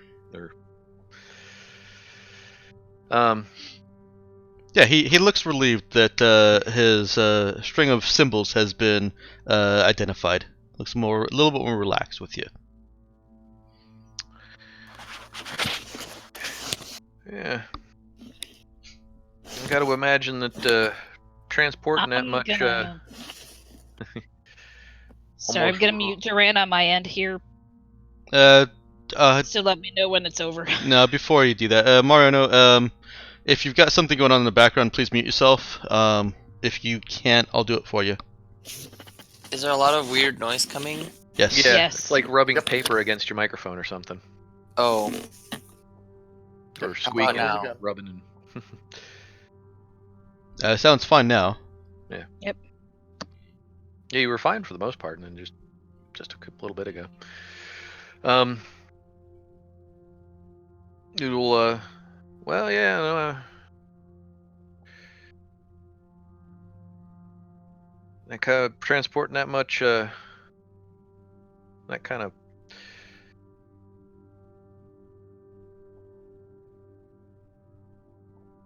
I was going for something. Did Dude actually convey the nature of this cover to the rest of us, or we Not still yet. guessing it? Okay. Yeah. He just wanted to at least indicate to the guy that he got it. Right. The rest of us are still operating with the nut fruit. Colleen's got that it's explosives too. Yeah. You were 1 point shy, Mel.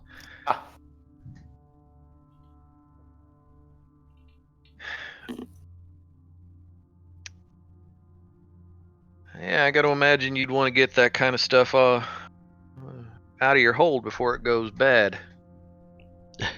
Yes.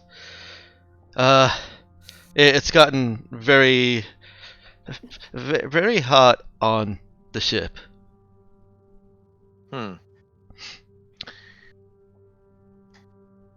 Yeah, I take it you don't have good refrigeration storage systems on there? No. Not for this much fruit. Did Colleen the ad that Colleen found, did it indicate any kind of quantities? 70 tons. Okay.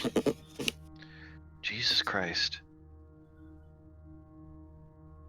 I'm hoping that's like an exaggeration, because 70 tons of high explosives would blow the shit out of any ship. I don't care how good we are. Well, someone asked us to make a planet disappear. Yeah. Mm-hmm.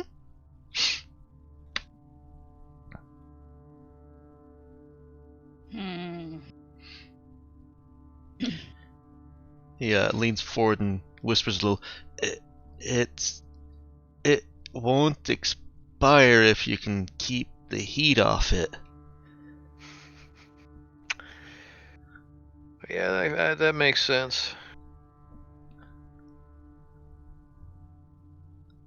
How well set up are you to at least get it off your ship and into another cargo hold without having to, say, travel through hot corridors? Nobody likes fruit flies. Mm-hmm. The corridors here are they're fine. They're cool. Well, that's good to know. Does Cap have any idea at this point what they're talking about? Nope. Because It comes down to how much does Cap trust the troops. Yeah. She still thinks And it's. Colleen I mean, always looks like she knows exactly what she's talking about. I would guess Dude looks like he knows Yeah. what he's talking about. Dude seems happy that they're talking about this. yeah. Cap doesn't well, she necessarily think it's fruit, but she doesn't have any indication or of any. what exactly it is. Yeah, confirmation otherwise. If she were to trust the things right in front of her, it's fruit. If she looks more towards her gut, she knows it's not fruit. I think she knows it's not fruit, but she has no idea what it is. By the way, Except for not fruit. Just for reference and scale, assuming that this explosive has the same blast yield as TNT, then that's more than 3 times the force of the nuclear bomb dropped on Nagasaki. Yeah, it Jesus Christ. it has more explosive power than TNT. Then it's considerably more than 3 times the force of the nuclear bomb over Nagasaki. I thought that was in kilotons thought that- for the Nagasaki. I thought it was either kilotons or megatons, not regular. They didn't get to megatons for a long time, but it was kilotons. I thought. It's kiloton. Yes. Right. So yeah, well, this is only 70 tons. Yeah. He said 70,000 tons. No. No, 70 tons. 70 tons. Only 70 tons. Okay, much less. Then. Yeah. Good, much less then. However, if this has 10 times the explosive power of TNT, then we're right back up there. Then we're right back. Just to point it out, the father of all bombs is The Tsar Bomba. 7,100 kilograms. Yeah, That's 7 tons. And that's TNT. mhm. That's the equivalent of 44 tons of TNT. Yeah, TNT is used as a measurement for other explosives because it's easy to measure, but the actual weight of those other explosives is not. Oh yeah. So yeah.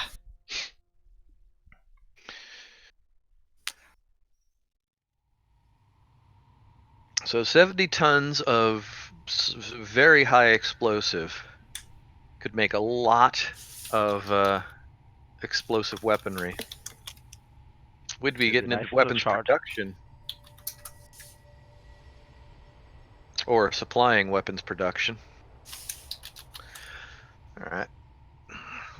And, Doodles,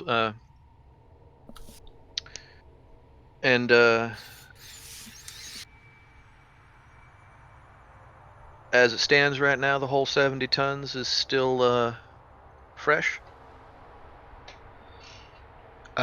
Yes. Right on. So what's the going rate for persimmons these days? Hang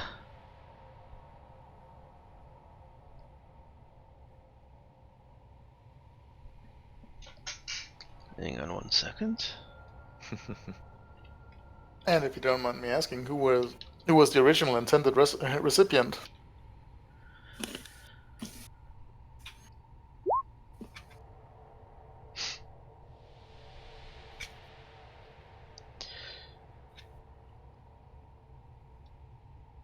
He says that he would be taking a loss, offering it at. And he lowers his voice to because this is a ridiculous number for tonnage of For fruit. persimmons, yeah. Yeah.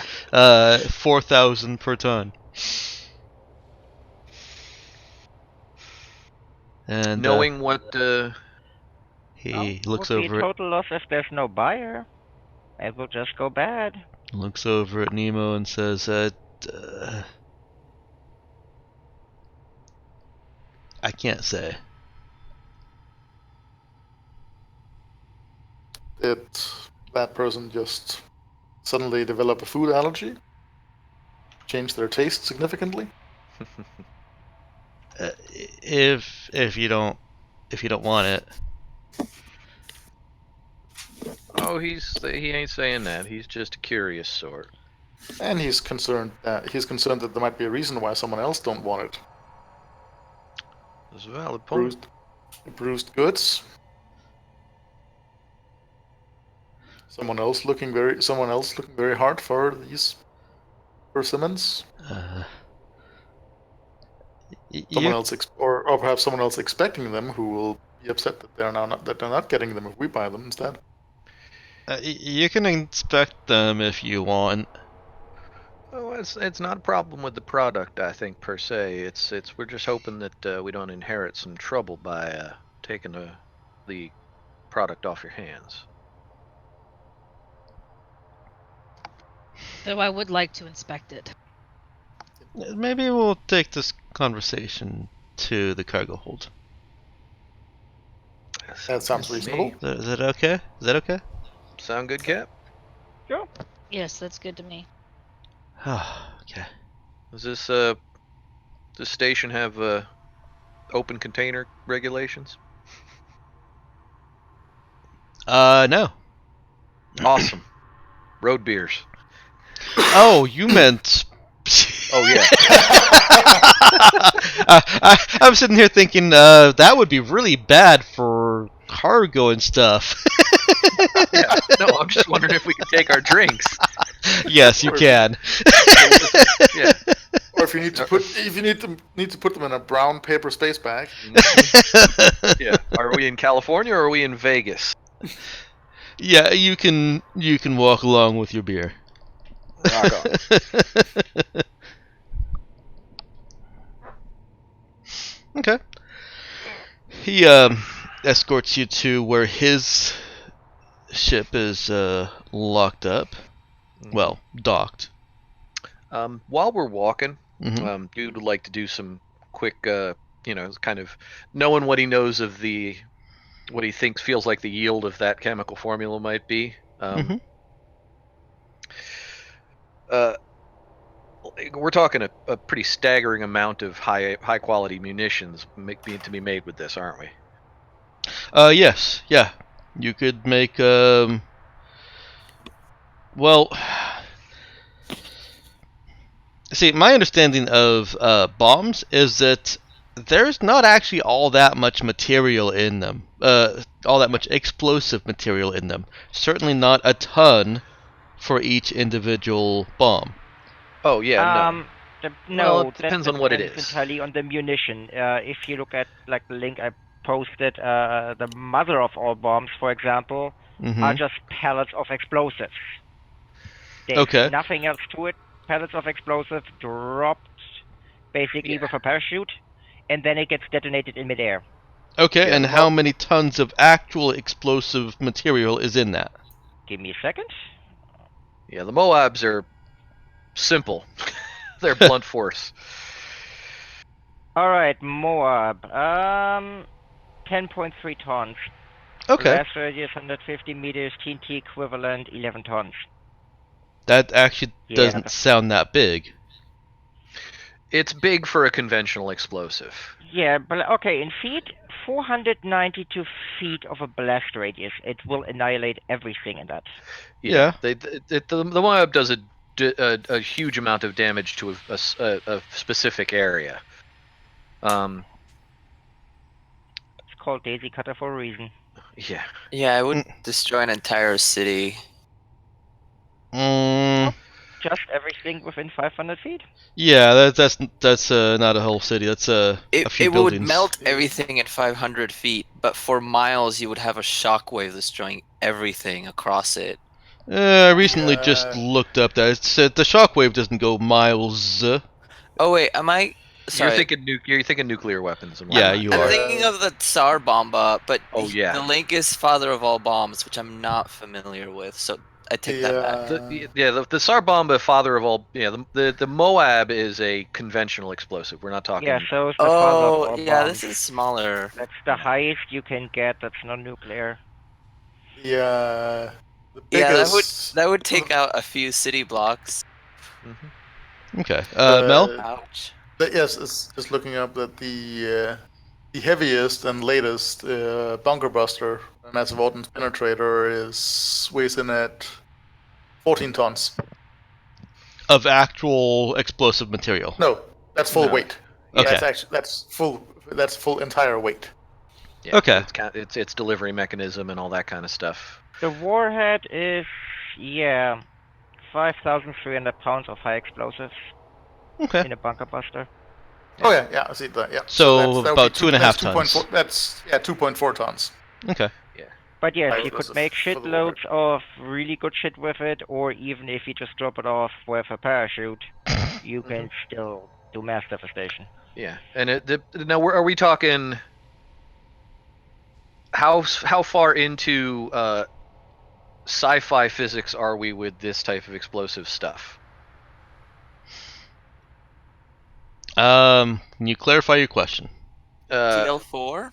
Well, I mean, is this stuff going to have a semi-realistic amount of explosive force for what we know with current science, or is this kind of stuff where a teaspoon of it'll blow out a floor of a building? Or a chunk of the moon. Right.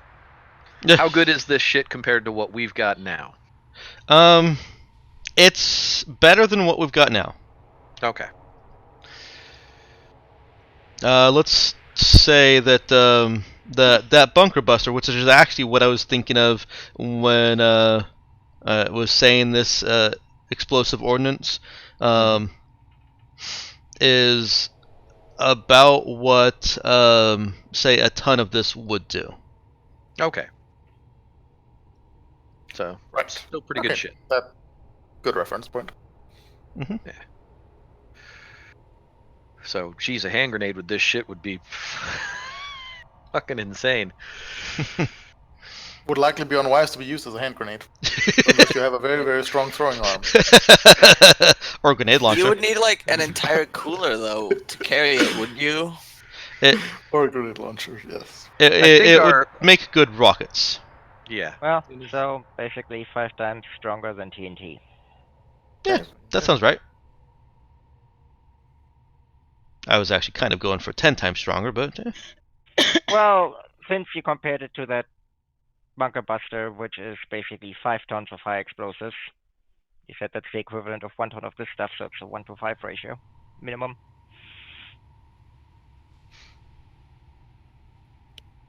The bunker buster was 2.5 tons of actual material, but what was the Yes. TNT rating of it? That was the TNT rating, 5,300 pounds. Ah, okay. Explosives, that's in there. That's 2.4 tons. Okay, so it literally just has TNT in it. Mm-hmm. Okay. The trick is how it's delivered. Yeah, I know. Yeah, at this point we haven't really gotten anything more powerful than TNT. Until we start getting into atomic weapons. Until you get into nuclear. Okay. Yeah. Okay. Okay. Yeah, 5 times stronger sounds fine to me too. Yep, that works. Certainly works. All right. So. Syndicate Wars actually had grenades that had a blast radius bigger than your throwing range. Yes, they also had handheld rocket launchers. Yes. Love those. Well, off the top of his head, does dude know what the standard average market value of, say, a hand grenade would be. Of a hand grenade? The kind of explosives that he makes. Yeah. Well, that is something you can look up in the PDF. I'm already there. Sort of. Nope, I passed it. Heavy weapons. It's not in heavy weapons, it's a ranged weapon. Yeah. Grenade. 25 credits. All right. And don't ask me how many grenades you could make with this, because I I don't was know. gonna say. I have no idea. A lot. Just based on a vague feeling, does he feel like investing what they're asking for this stuff would, with decent management of where you're getting it and what people who you're selling it to, could realize it did good profit? Yes. At any location, you could probably sell this for 2d6 plus 1 times 1,000 credits. So 3 to 13,000 per ton. Gotcha. All right. As we're traveling, dude would fade back a little bit to stand right next to Cap and motion Colleen over as well. Just because he knows that she's been our trade negotiator. So just kind of quietly, if you ain't lying about it, it's good stuff and could certainly pay off. But somebody who's better at figuring this out from talking to people is going to want to find out why they're willing to take that much of a loss on it. Probably best to have that conversation on his ship. Oh yeah. And not in a bar. I just know I'm not the person to figure that out from. Cap will glance over an email. On the bright side, we could get that stuff to buyer pretty quick. We wouldn't have to jump through multiple systems. How stable is the compound that he's talking about? Does dude know? It's a little bit less stable than the high explosive material usually is, but it's not going to explode just from being rattled around. Okay, so it's not the nitroglycerin from the beginning of Lost. I didn't watch Lost. I thought you watched the first season. I never watched Lost. Gotcha. Good choice. I know. Well, to be fair, I watched the first season when it was just the first season. Yeah. And it was good. Then it went to shit. So they found TNT that had started sweating nitroglycerin, and somebody blew themselves up just trying to carry it. Ah.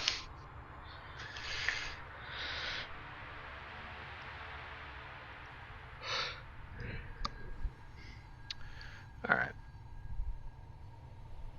So, yeah, no, Doodle have relayed that somebody's going to want to find out why they want to sell. Because this is a really good deal.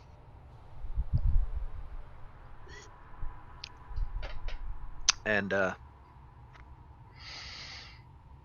yeah, I am the one to want to look a gift horse in the mouth.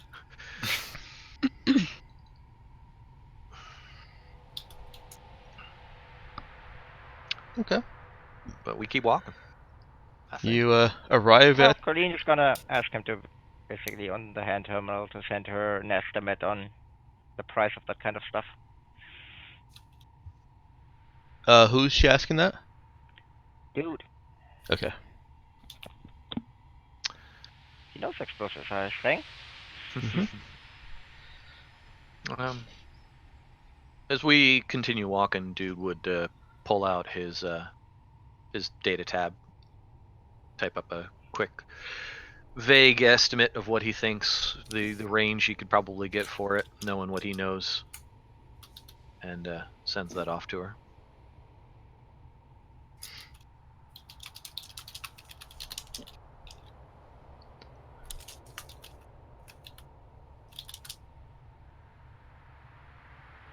All right, you arrive at the airlock.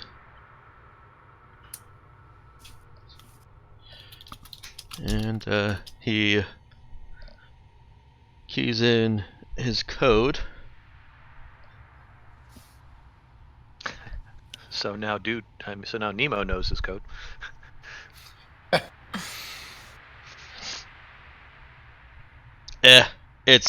It really is just this station's code.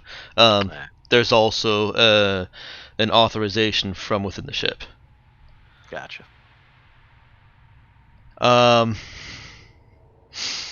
And before he actually presses the airlock open, he turns to you guys and now don't panic.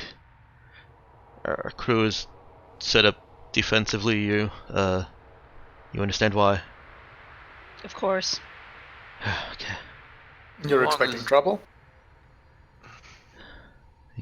Glances at Nemo. Any and then Cap. sensible trader does. As long as they don't panic, I think we'll be all right. Yeah, wouldn't want one of the fruit crates to get punctured. Oh, we're not that dumb. And he opens up the airlocks, and you do see an empty cargo bay. Well, empty except for crew that are arranged in defensive positions. They'll be the one carrying weapons, so I don't see what they have to worry about. And the crates? Are there? They're not visible. I was gonna say they're not taking cover behind chest-high crates filled with high explosives. No, they're not using red barrels for cover.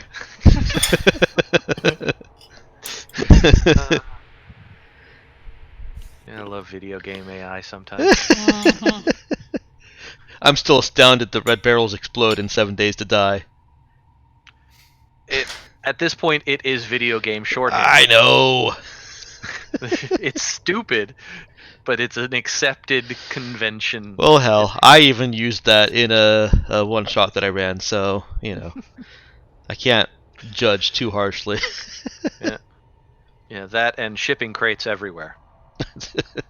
Yes. No, these look like prepared fortified positions. Like Makes me want to do this with our cargo bay. yeah, like they flip up a floor panel and hey, it's armored. It wasn't just a flimsy, well, not flimsy, but it wasn't just a load-bearing grate.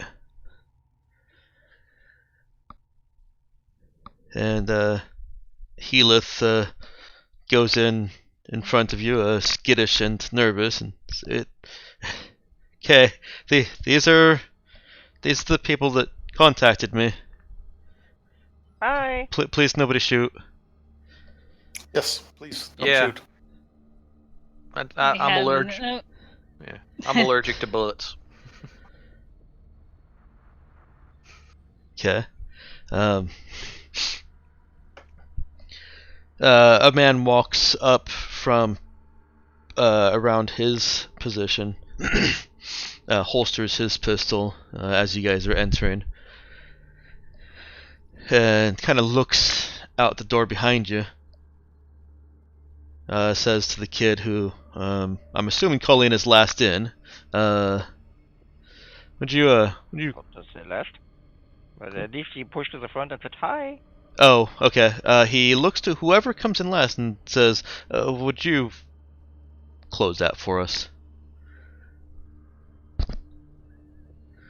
Who was the last one into the cargo bay? Cab is in front. Okay. Cap and Colleen are in front. Dude has already said something, so Nemo and Duran. Probably Nemo then. Okay. Does Nemo close it? Yes. Okay.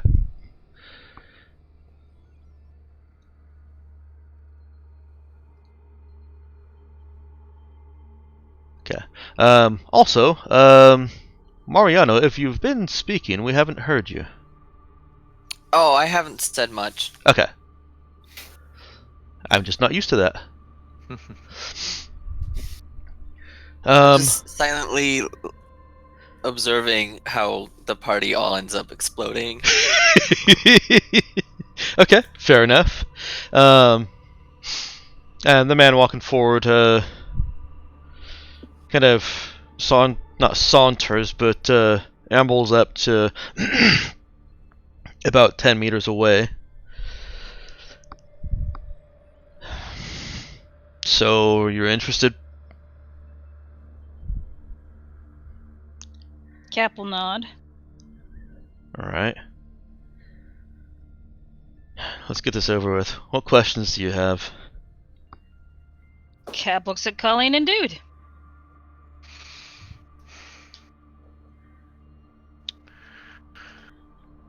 Colleen looks the dude.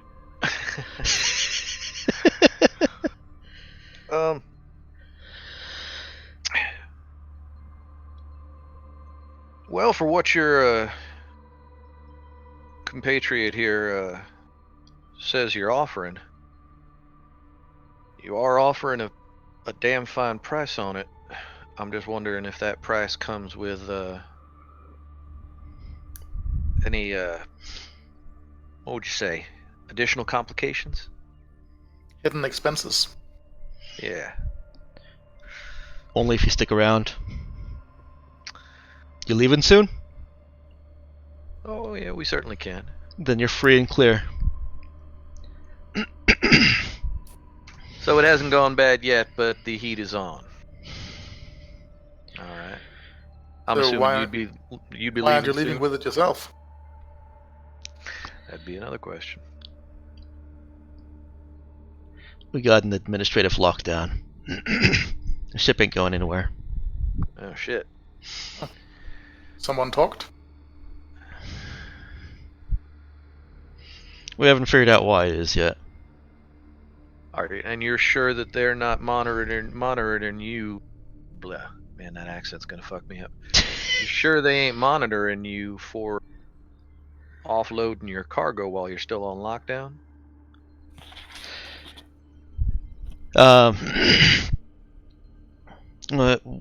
Somebody else steps out from, or calls out from around their firing position. Middle-aged woman. We actually think they were coming for another ship that we were doing business with. Is it really necessary to keep all those weapons trained on us that she might be able to tell we're not actually armed? The woman says again, "Yeah, it makes me feel more comfortable." Well, it makes us feel much less comfortable. And that makes for a poor foundation for doing business, don't you think? Nemo, Yes, Captain? leave it. If I were in their shoes, I'd do the same thing. In fact, I have. You guys did on Katagiris. Yeah. Didn't we point guns to the last people we traded with? The man who walked up kind of nods approvingly. So we're locked here when we got wind of Galactic Mandate making a visit.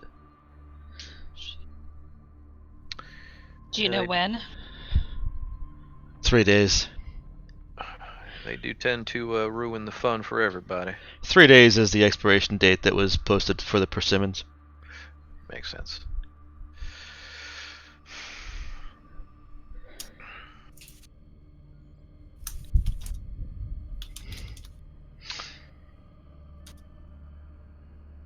And I'm assuming you got safe transport crates? Yeah. It's all packaged up. Your original buyer ain't gonna be pissed that they ain't got their product. They took off. Alright, so it's their own fault. Cap looks at them and says, God, what was the name of that other ship? Swift. Did it happen to be the Swift? He narrows his eyes. Why do you ask? Nemo. I saw them leaving rather hastily. I'm not going to make you roll for it, Nemo, since you've already got. I believe you already activated hyper acuity, right? Yep. Okay. His eye narrowing was essentially a yes. However, to Captain, he says, "They beat the lockdown then."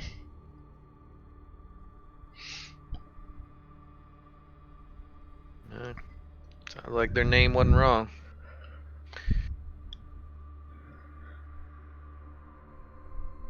They did manage to push a administrative, or push a very quick dedocking process through administration, despite the administration's unfamiliarity with hastening that process. So Be a pretty they strict left. smuggler. So they left you in a fairly unfortunate position then. Well, you could say that. Yeah, it's no fun being on the other end, in the wrong end of a hot potato. And Nemo will sub-vocalize to Captain. Captain, considering that these people are literally sitting here locked with contraband in their cargo hold and waiting for inspection, I'm sure we could do better on the price.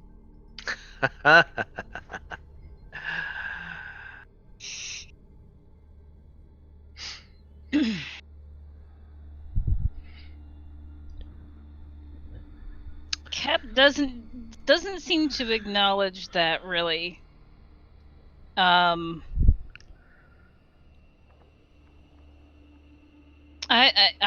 said, I get the impression here that they don't particularly care what you do or what kind of business you conduct, as long as you don't, you're not obvious about it. You get nods from actually a few of the crew here. Well, yeah, like I said, mandate ruins it for everybody. And the woman calls out, "Yeah, Gorman gets pretty tight when news of GM visits arrives. You guys aren't locked down, are you?" No. Not that we know of. Yeah, I don't think we wouldn't be dumb enough to be trying to make this deal if we. The guy in front, Captain, says, "Lockdown landed about a few hours after the other ship booked it." They would tell us if we were on lockdown, wouldn't they? Yeah. And we're not. They haven't told you that you are. Well, you think they would tell you. I mean, I guess I should answer with, you don't know. What, Nick? I was just gonna say, that and the Swift left before we even got back to the station. The Swift Yeah, and actually... we were allowed to leave. The Swift actually left a few hours before you did. Yep. You Yeah, guys well, left that's on the what I same mean. day. Yep, that's what I mean. We Mhm. left and then we came back, so... Mm-hmm. Nemo will pay close attention to any and all broadcasts that are going on around here, just in case anything interesting pops up. Okay. I thought he did that anyway. He does. He does, but you can always pay more attention. But you can always pay more attention. He's also reminded me as a GM that he can do that. Yes. Because I was just too polite to say that. well, I and it's wouldn't want to imply that Mike had forgotten. no, it's fair. I do forget sometimes some of you guys' tricks, even if I've given them to you. It's not that I've forgotten. It's just it's not at the forefront of my mind. I try to take all that into account, but I'm not perfect. Unfortunately. Despite what everybody else thinks. So, what you're really looking for here, unless I'm wrong, is for some friendly and generous soul to take this cargo off your hands before it, well, if you'll pardon the expression, explodes in your face. If you want to just hold on to it and vacate the station while GM comes sniffing around, I'd pay you for that. I'd much rather sell this myself. Oh, I can imagine.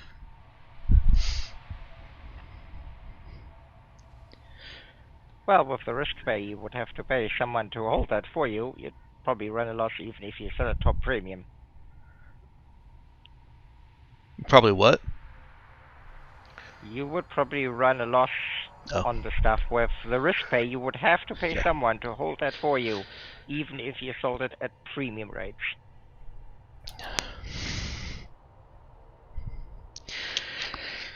Yeah, but some things are sold just to establish a relationship. We know how that goes.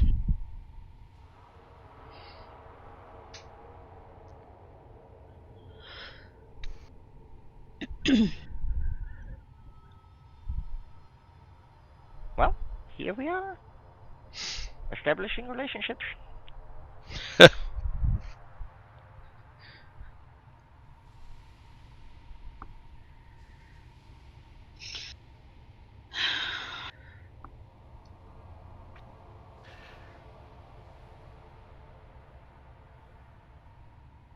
Oh.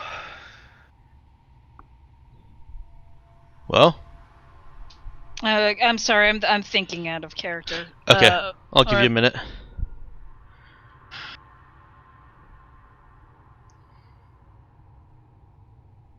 I'm trying to decide what Cap would do. Would you like a short out of character session to discuss with players? Yeah. Okay. Take about 10 minutes. Okay. I mean, Well, Cap went into the weapons trade. Here's the weapons trade. yep, and I'm kind of with good thinking of rates. taking this stuff and selling it on Canagiris. Well, yeah. The alternative is going to March, which he did not want to do at this point. So you want to do? They'll probably pay us too if we do the bombing run as well. No. Cap will draw the line at putting the risk at ship for that. The ship at risk for that because I said that before, or she did. Can this ammunition be shot, or does it have to be dropped? This is in pure form right now. It needs to be This processed. is impure. Yeah. Yeah. We It needs to be need turned into a weapon. It need to be turned into either munitions or something. Yeah. That and Seems like a great opportunity to take it, shit. to squeeze the price down as far as we can go, and then scoop it up for maximum profit. Yeah. That was the plan. Their price is already pretty good, but it is Considering their desperate situation, I'm sure it could get better. Yeah. However, you But don't want to squeeze them Cap too much. also So yes. That's a good So point. Cap is not Relationships. inclined to squeeze them. Yeah, exactly. Relationships. Yeah. What a happy coincidence. You're desperate to buy, and we're desperate to sell. Desperate, eh? Advantage burns. the other thing is that where we can run a profit before skedaddling out of the system. Because in 3 days, something like the Derringer might be dropping in. And we really don't want to encounter the Derringer at this point. Oh shit. Yeah. Because Oh, they we know have- who we we are. We have a working cannon now. Just saying. A Yeah, working but cannon. does it And I work don't really want to faster than start they a can get war word with out? the Galactic Mandate. Thank you. Yeah. Well, that war's been going, but Yeah. How much do we want to escalate that particular situation? I would rather practice the what is it? Avoidance. yes, the best way of hiding is to actually not to be there in the first place. Run away. So either we are on planet somewhere hiding till they're gone, Super or we runaway. made some profit and jumped out. Yeah, I'd rather not be the rabbit hiding in the bush waiting for the foxes to go on past. Well, chances are the mandate wouldn't fuck with Scanegiris because they advise anyone to stay clear, and there are defense guns. Yeah. But yeah, we would either need to be on planet or elsewhere.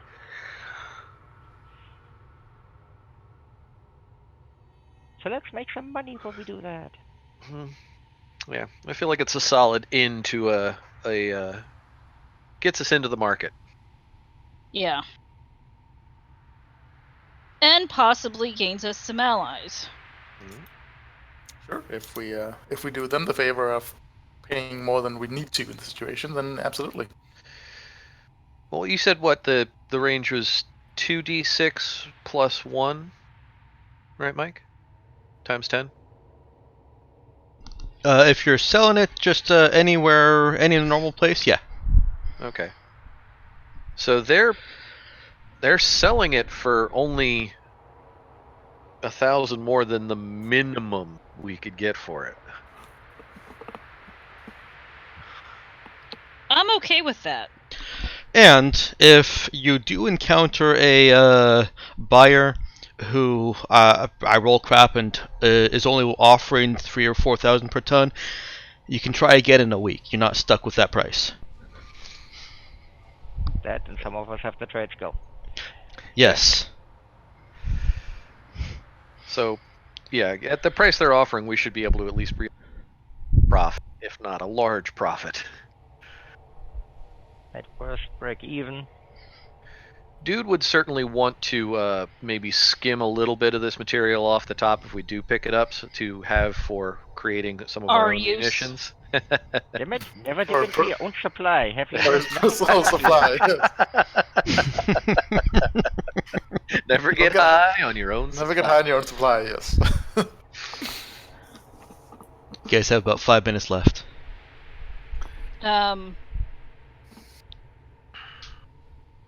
My inclination, and Cap's inclination, is to say yes, we'll take it, and get out of the system. Yeah. Dude would definitely agree with that. Before Galactic Mandate comes in. Well, yeah. That makes sense. And then, because we can always come back.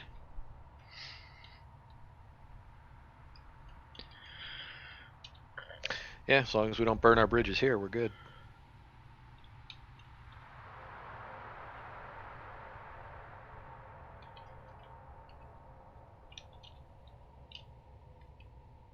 So, as long as we avoid blowing shit up here, we should be alright. I mean, they obviously are prepared for the transport of this stuff. Mm-hmm. No, fair, it's actually less worse than some of the stuff we have on the ship. Well, yeah. There's that too. At least their stuff is explicable scientifically, as opposed our to stuff. What we have on the mystery ship. box. Yes. What does it do? We don't Biological fucking weapon? know. What's How in does the it do it? box? We have no idea. How dangerous is it? Pretty dangerous. Yeah, that we do know. Probably very. Yeah. I believe Colleen thinks it can blow up a planet. Yeah. Actually, Colleen told the captain to just simplify it that, do you want to build a black hole? Yeah, that'll probably blow up a planet. Uh-huh. Do you want to build a black hole? I was thinking the exact same thing. If And I that's could all I sing, I could would do, have because- delivered it like that, but that was, yes. She didn't explain the exact mechanism, but the last time Cap asked her to, she basically told her, I can create a black hole from that. If it's touched and not handled correctly. Mm-hmm. My brain immediately goes to let's build a snowman. Yep. Yes, that's exactly what it is. Mm-hmm. Let's build a black hole. Yeah, there's no. Just can't sing. Although I do agree with Deadpool that yeah, that totally is Papa. Can you hear me from Yentl as well? Yes. Oh my god, it is! Yep, that was the Was joke, anyone and I under went, the wait, holy crap, he's right. What? was anyone under the impression it wasn't? I have no idea what you're talking about. I haven't heard Yentl in a long, long time. I've never actually heard Jensel, I have. but yes, it is a joke in Deadpool 2. Are you ready to go back in character?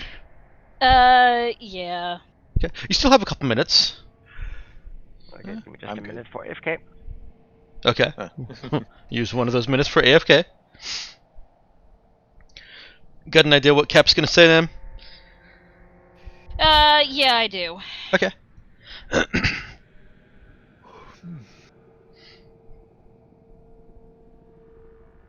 Yeah, I have a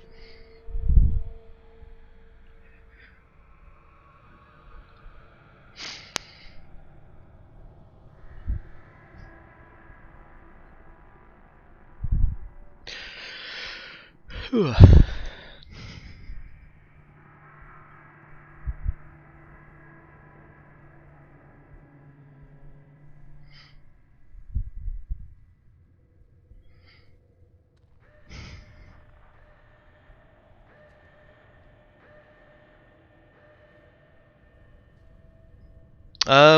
Just so that I can pre-prepare.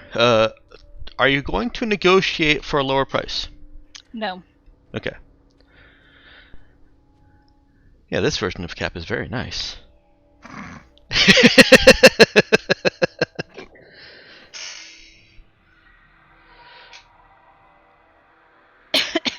As I said, establishing relationships. Yep.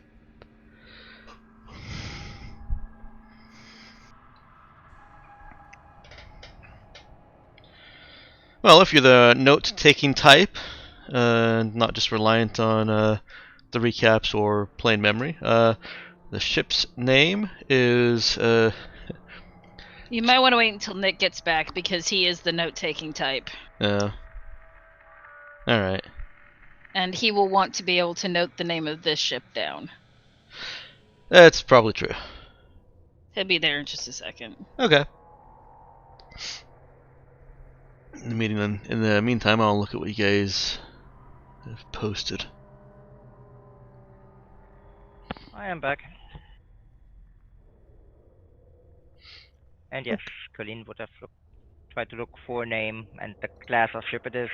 Okay. This is a cargo ship.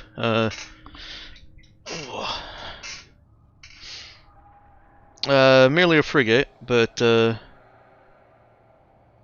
it is still acting as primarily a cargo ship. It doesn't have much more than basic small weaponry or armor. I was gonna say, all cargo ships are pretty much frigate type anyhow.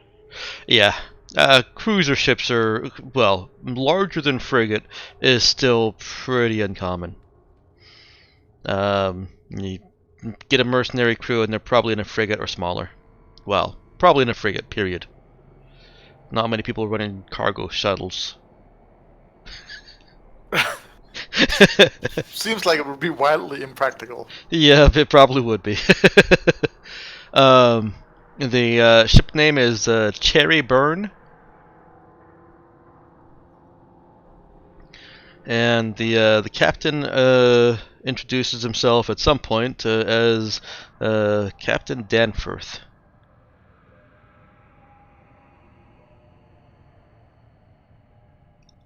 Not Captain Danvers. Nope. Careful, Marvel will sue. Mm-hmm.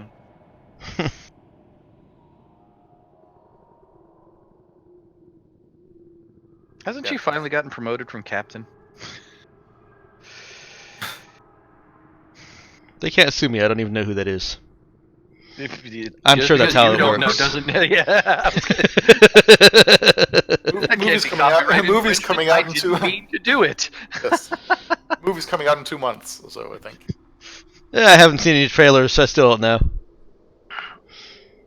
All right. So. Technically, it could be Haywire in disguise.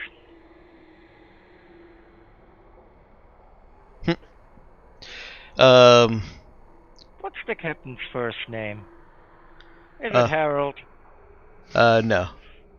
I didn't Okay. actually write down a first name. All you get is Danforth.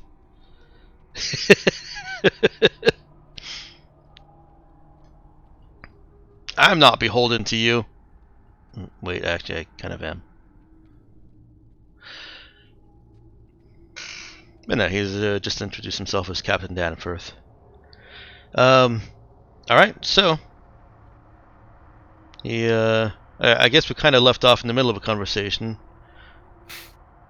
And I don't remember what started it, so we'll just say that he is, waiting to hear if you guys will, want to buy the cargo in full, or if you'll, hold on to it and, return it.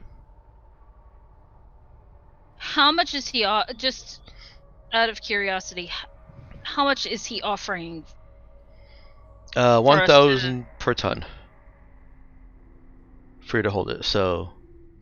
It's gonna cost us way more than that to get it somewhere safe. Yeah, Worse than that, we would have to stick around to give it back. If we have to come back with it.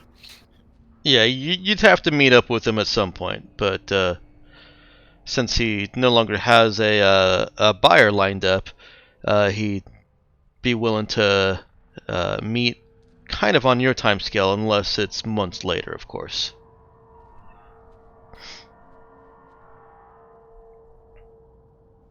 You know, I think we'll just buy it from you. Yeah, that's the better move. We'll get our muscle to help you move it.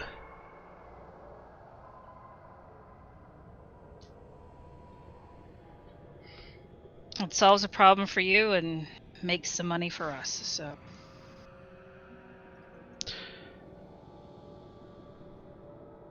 I appreciate you being reasonable on this. Alright, do you have 280,000 credits that you can transfer? Do we? I hope so. We're sitting at 816,000 credits, so we should be able to skim 200 and something thousand. Otherwise, this would be awkward. Oops, sorry guys. I thought we did. That's the only reason. Yeah. Yeah. We has spent 100K $1 million. sitting in her pocket. Yeah. Colleen has what? As Nick goes silent. Colleen has what? 100,000 in her pocket. That's right, the down payment from that job. Yep. Oh yeah, and Cap's not questioning her about it. Cap doesn't know about it. I think she. I think Colleen mentioned it. Yeah, Colleen was kind of boasting about how she had already made some money. Boasted about how much money she could have made. No, she. The only person I remember her talking about the money that she got in down payment too. Yeah, that was to one person, and that was Eileen. Ah. Mm. When she told her about that and told her, hey, if you want to go home, tell me how much. No, the rest? No, Where I she remember boasted about her the money she saying, put we've already made, or I've already made, blah blah blah. Yeah, this. that was about the money she made off Z. If you remember. Those trade negotiations. Huh. On Mona? Oh yeah, Mona, sorry. Yes. I remember her talking about... I remember saying something about the money she got as a down payment, or that she took a down payment. You can always go back over the... Yeah. It's alright, I'm not worried about it. Cap's not gonna ask her for it anyway. Okay. If we get so desperate that we have to pool all of our personal monies together, we're gonna be in bad shape. Take up a collection with the crew. Maybe just garnish the wages? Oh wait, we're not paying them. Nope, they get room and board. We could charge them for room and board. And air. That's free. Gee, Matt and I were just talking about this last night as we were driving home.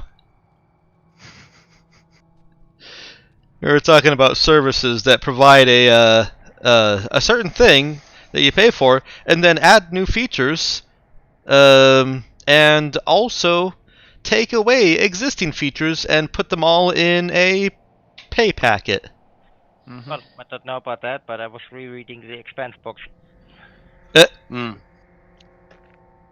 Yeah, charging for air. Yeah, actually, that is something that is not recommended, but listed as one of the possible options on no atmosphere planets. Where's my Perrier? Oh God! All right, back in game. Back in game. So he thanks Kat for being reasonable. She said, well, this is not, I have no love for the Galactic Mandate myself. So if I can help out another crew and, tweak their noses as well. Mm-hmm. Yeah, think of it as new relationships. I mean, you're over a bell. We could price goad you to hell, but we're not. It raises an eyebrow. Some of don't listen to the kid. No, she's right. She's pulling your leg. But she's That right. That is frequently good advice.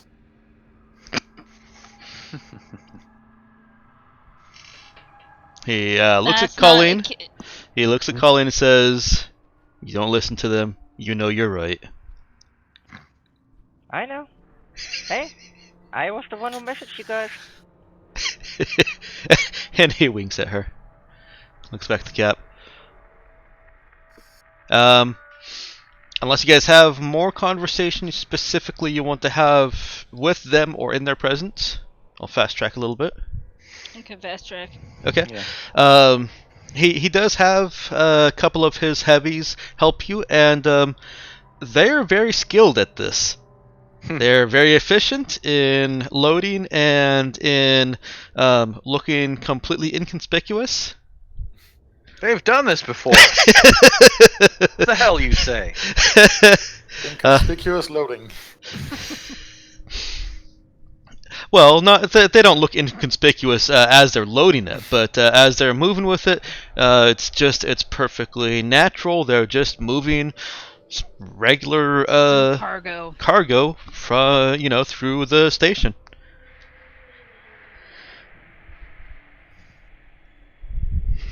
Cap is pretty happy with that. They basically offer to offload it and then just go get the next load, or offload what they've got with them, and go get the next load while you secure it in your cargo bay. That place that we have that we store things that we don't want found?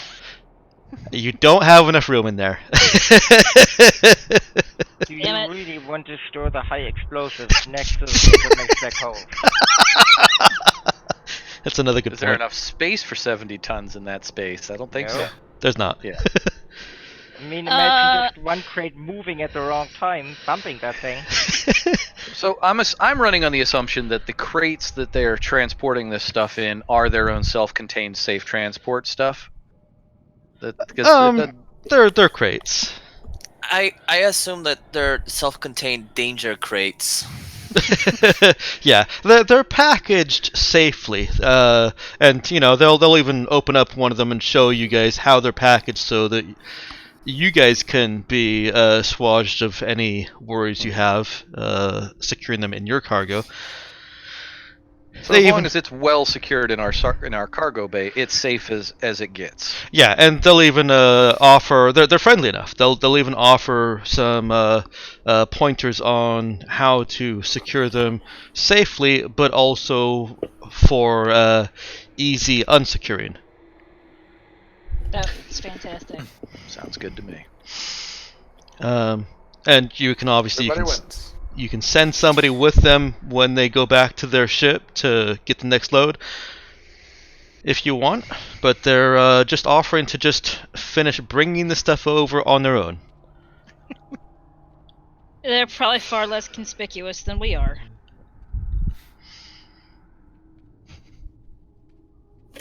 I tell the captain in her ear, and I tell her, I think it'd be good if we monitor. If we let them load our ship, we should monitor them just to make sure they don't load like any tracking devices or anything on our ship.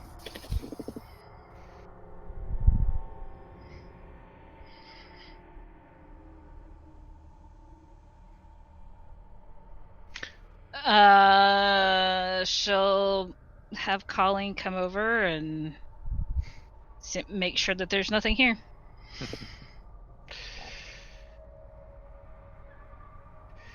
To that end. Yeah, that's a good thought. Well, just smart and place the beacon. It would be off and only turned on once everything is done. Or if there is a signal, I would detect it and then I can shut it down.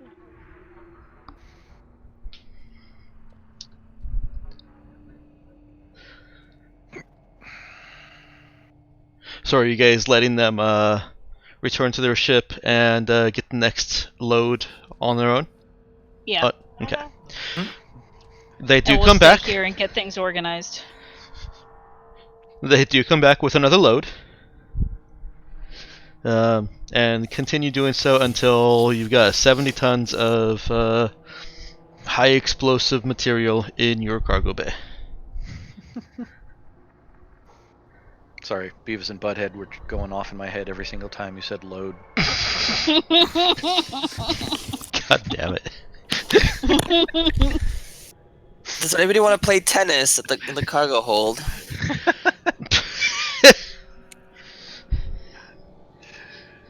No, see, that's where we have our live fire trainings. Obviously. No, that's where you have your live real fire, not shooty fire, real fire trainings with real fire. It's a fire drill, except it's not a drill because everything's on fire. Exactly. It's a true test. You gotta put out the explosive containers before they explode. Mm-hmm. Better get it right the first time.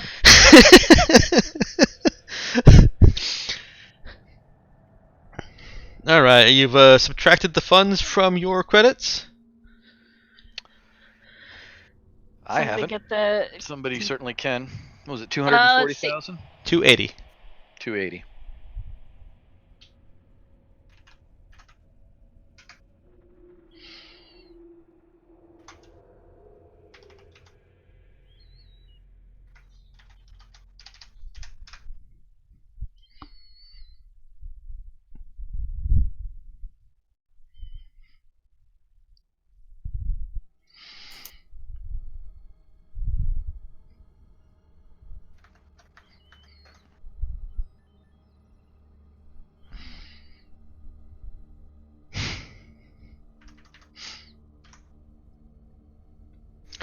Done. We have less money. Okay. Yes, And more- but we and more will explosives. potentially... Mm-hmm. But we will potentially have more money. More money, more money, more money. Mm-hmm. More money, more profit. All right, and did you want to scan to make sure that they did not put any kind of tracking beacon? Yes. All right. Yes. Uh, It's not a bad Basically has idea. the drone doing it. Oh, I know that you guys have even survey scanners on hand. So you've got the equipment. Yeah, Uh, but it would let basically take longer to run it all through a service scanner. Yeah, possibly. You can do it with a drone. Go ahead and roll program int to interpret the data.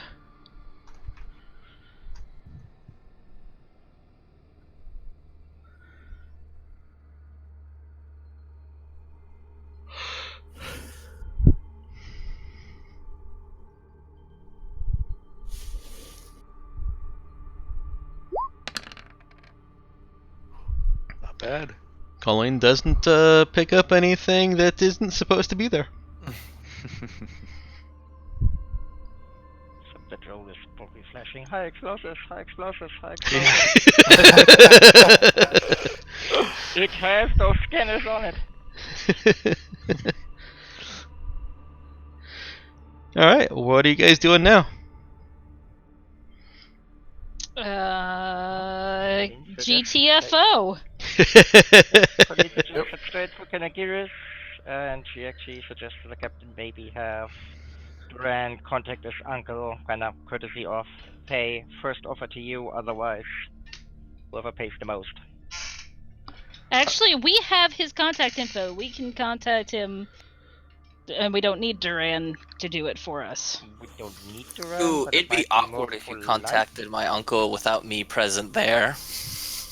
We didn't say that you wouldn't be present, but we can he gave us. I'm just reminding you of how royalty works in that planet. He didn't seem particularly respectful of you. And frankly, I don't give a shit if you're royalty or not. Your rank means two things on my ship. Jack and shit. I said kind of Gyrus, not your ship, Captain. This shit can be recycled in the ship. Okay, you've got a point. Shit can be recycled on the ship. So kind of organic matter. Your uncle didn't seem to mind us contacting him directly. I didn't say that you wouldn't be there. But you also seem to have had a rather large falling out with your own people. It's complicated. I understand that attacking targets that are considered off limits is, a tender subject.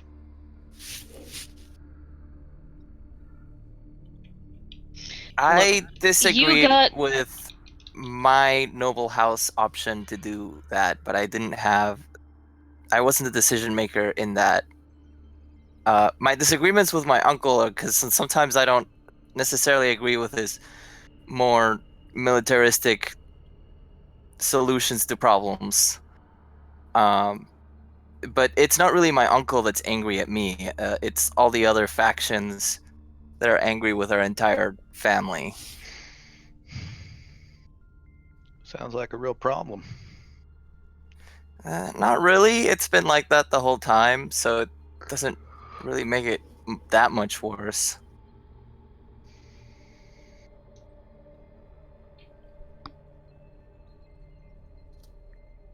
I rather liked your uncle. If you recall, my uncle Owen did say that the culture in that planet likes to maintain the history of its royalty. I didn't mean to suggest anything about my status in your ship. I think you misunderstood me there. What I was saying, however, is that if Owen finds out that you left me somewhere, he might not be as happy as he was before. We're not Oh. leaving you anywhere. And also, technically, there's no. He wouldn't necessarily. If we did, there's no reason why he'd necessarily have to know.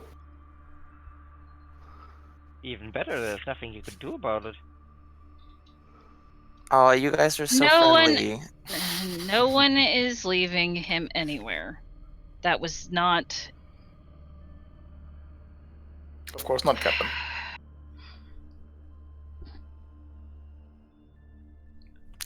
Thank you for the confirmation, Captain. I'm gonna go to my quarters now.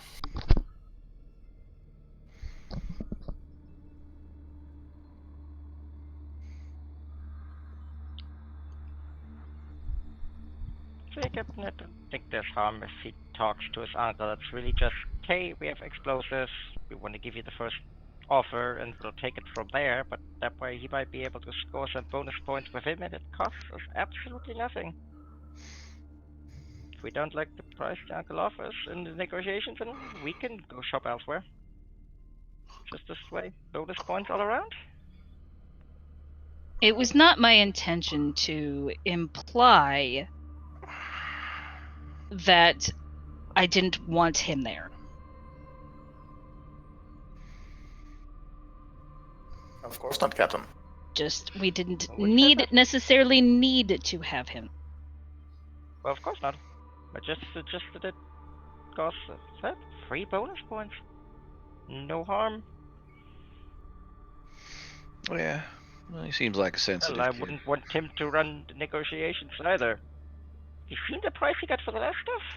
It was terrible. Well, some of that was not him.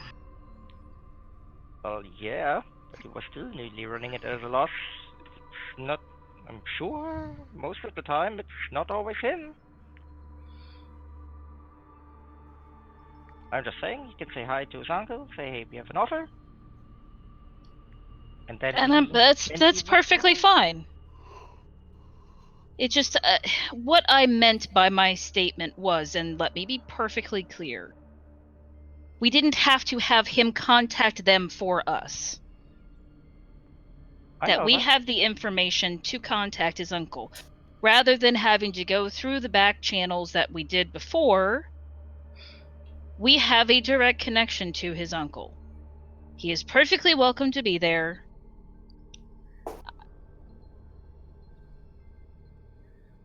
That's all. Perfectly understood, Captain.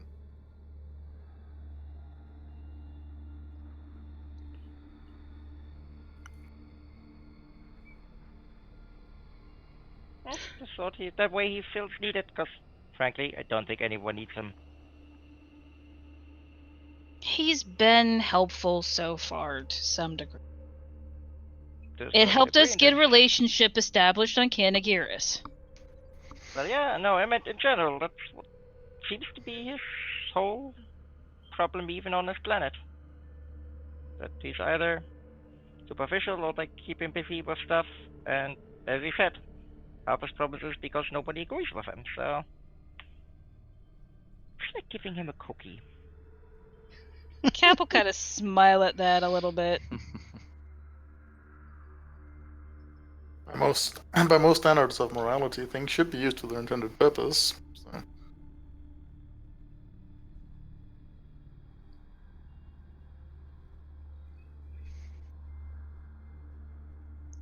To which For your direction are you guys? consideration, though, Captain, if his presence would be an added bonus for further trade or negotiation or establishing contacts on Nagaris, I would easily be able to duplicate it.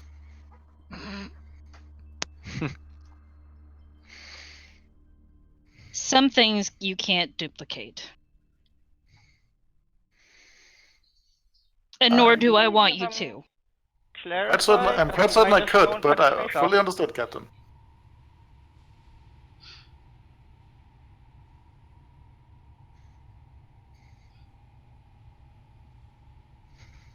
If we're talking genetic level, it would require further modification, but anything less than that, and I'm certain I would be capable, if necessary. Anyway, all I was saying was we could do something nice for him that doesn't cost us anything. It makes him feel better.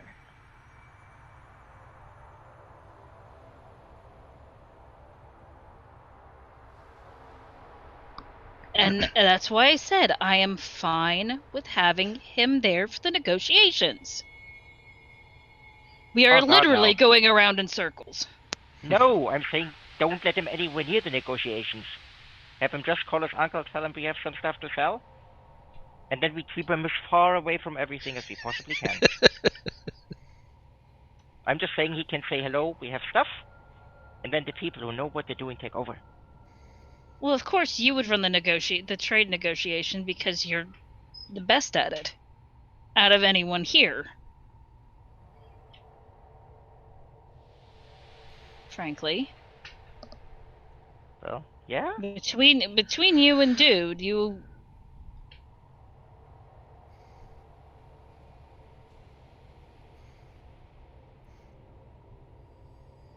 All right, I get your point.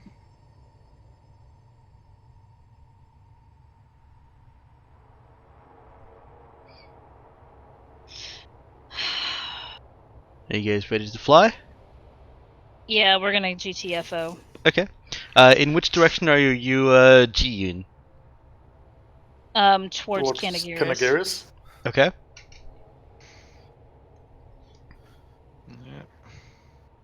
Um, are you flying there with dampers? Yes. I would recommend against. No, you're right, because that'll take us, what, 4 days? Well, it doubles the time, so 2 days instead of 1. Yeah. Yeah, 3 days to get the hell out. we want to Or get hide. out of yeah. We want to get there as quickly as possible. Okay. You can try and trim the course and make it 16 hours instead of 24. At risk of failure, bringing it back up to 48.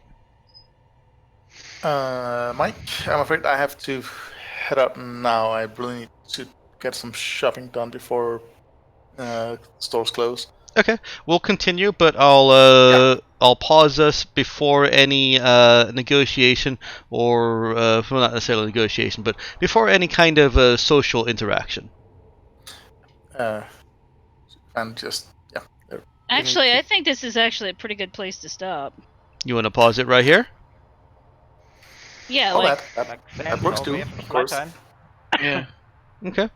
I'll include that you've traveled your 1 day to Canagiris. That way we can start up next week with hi, Uncle Owen.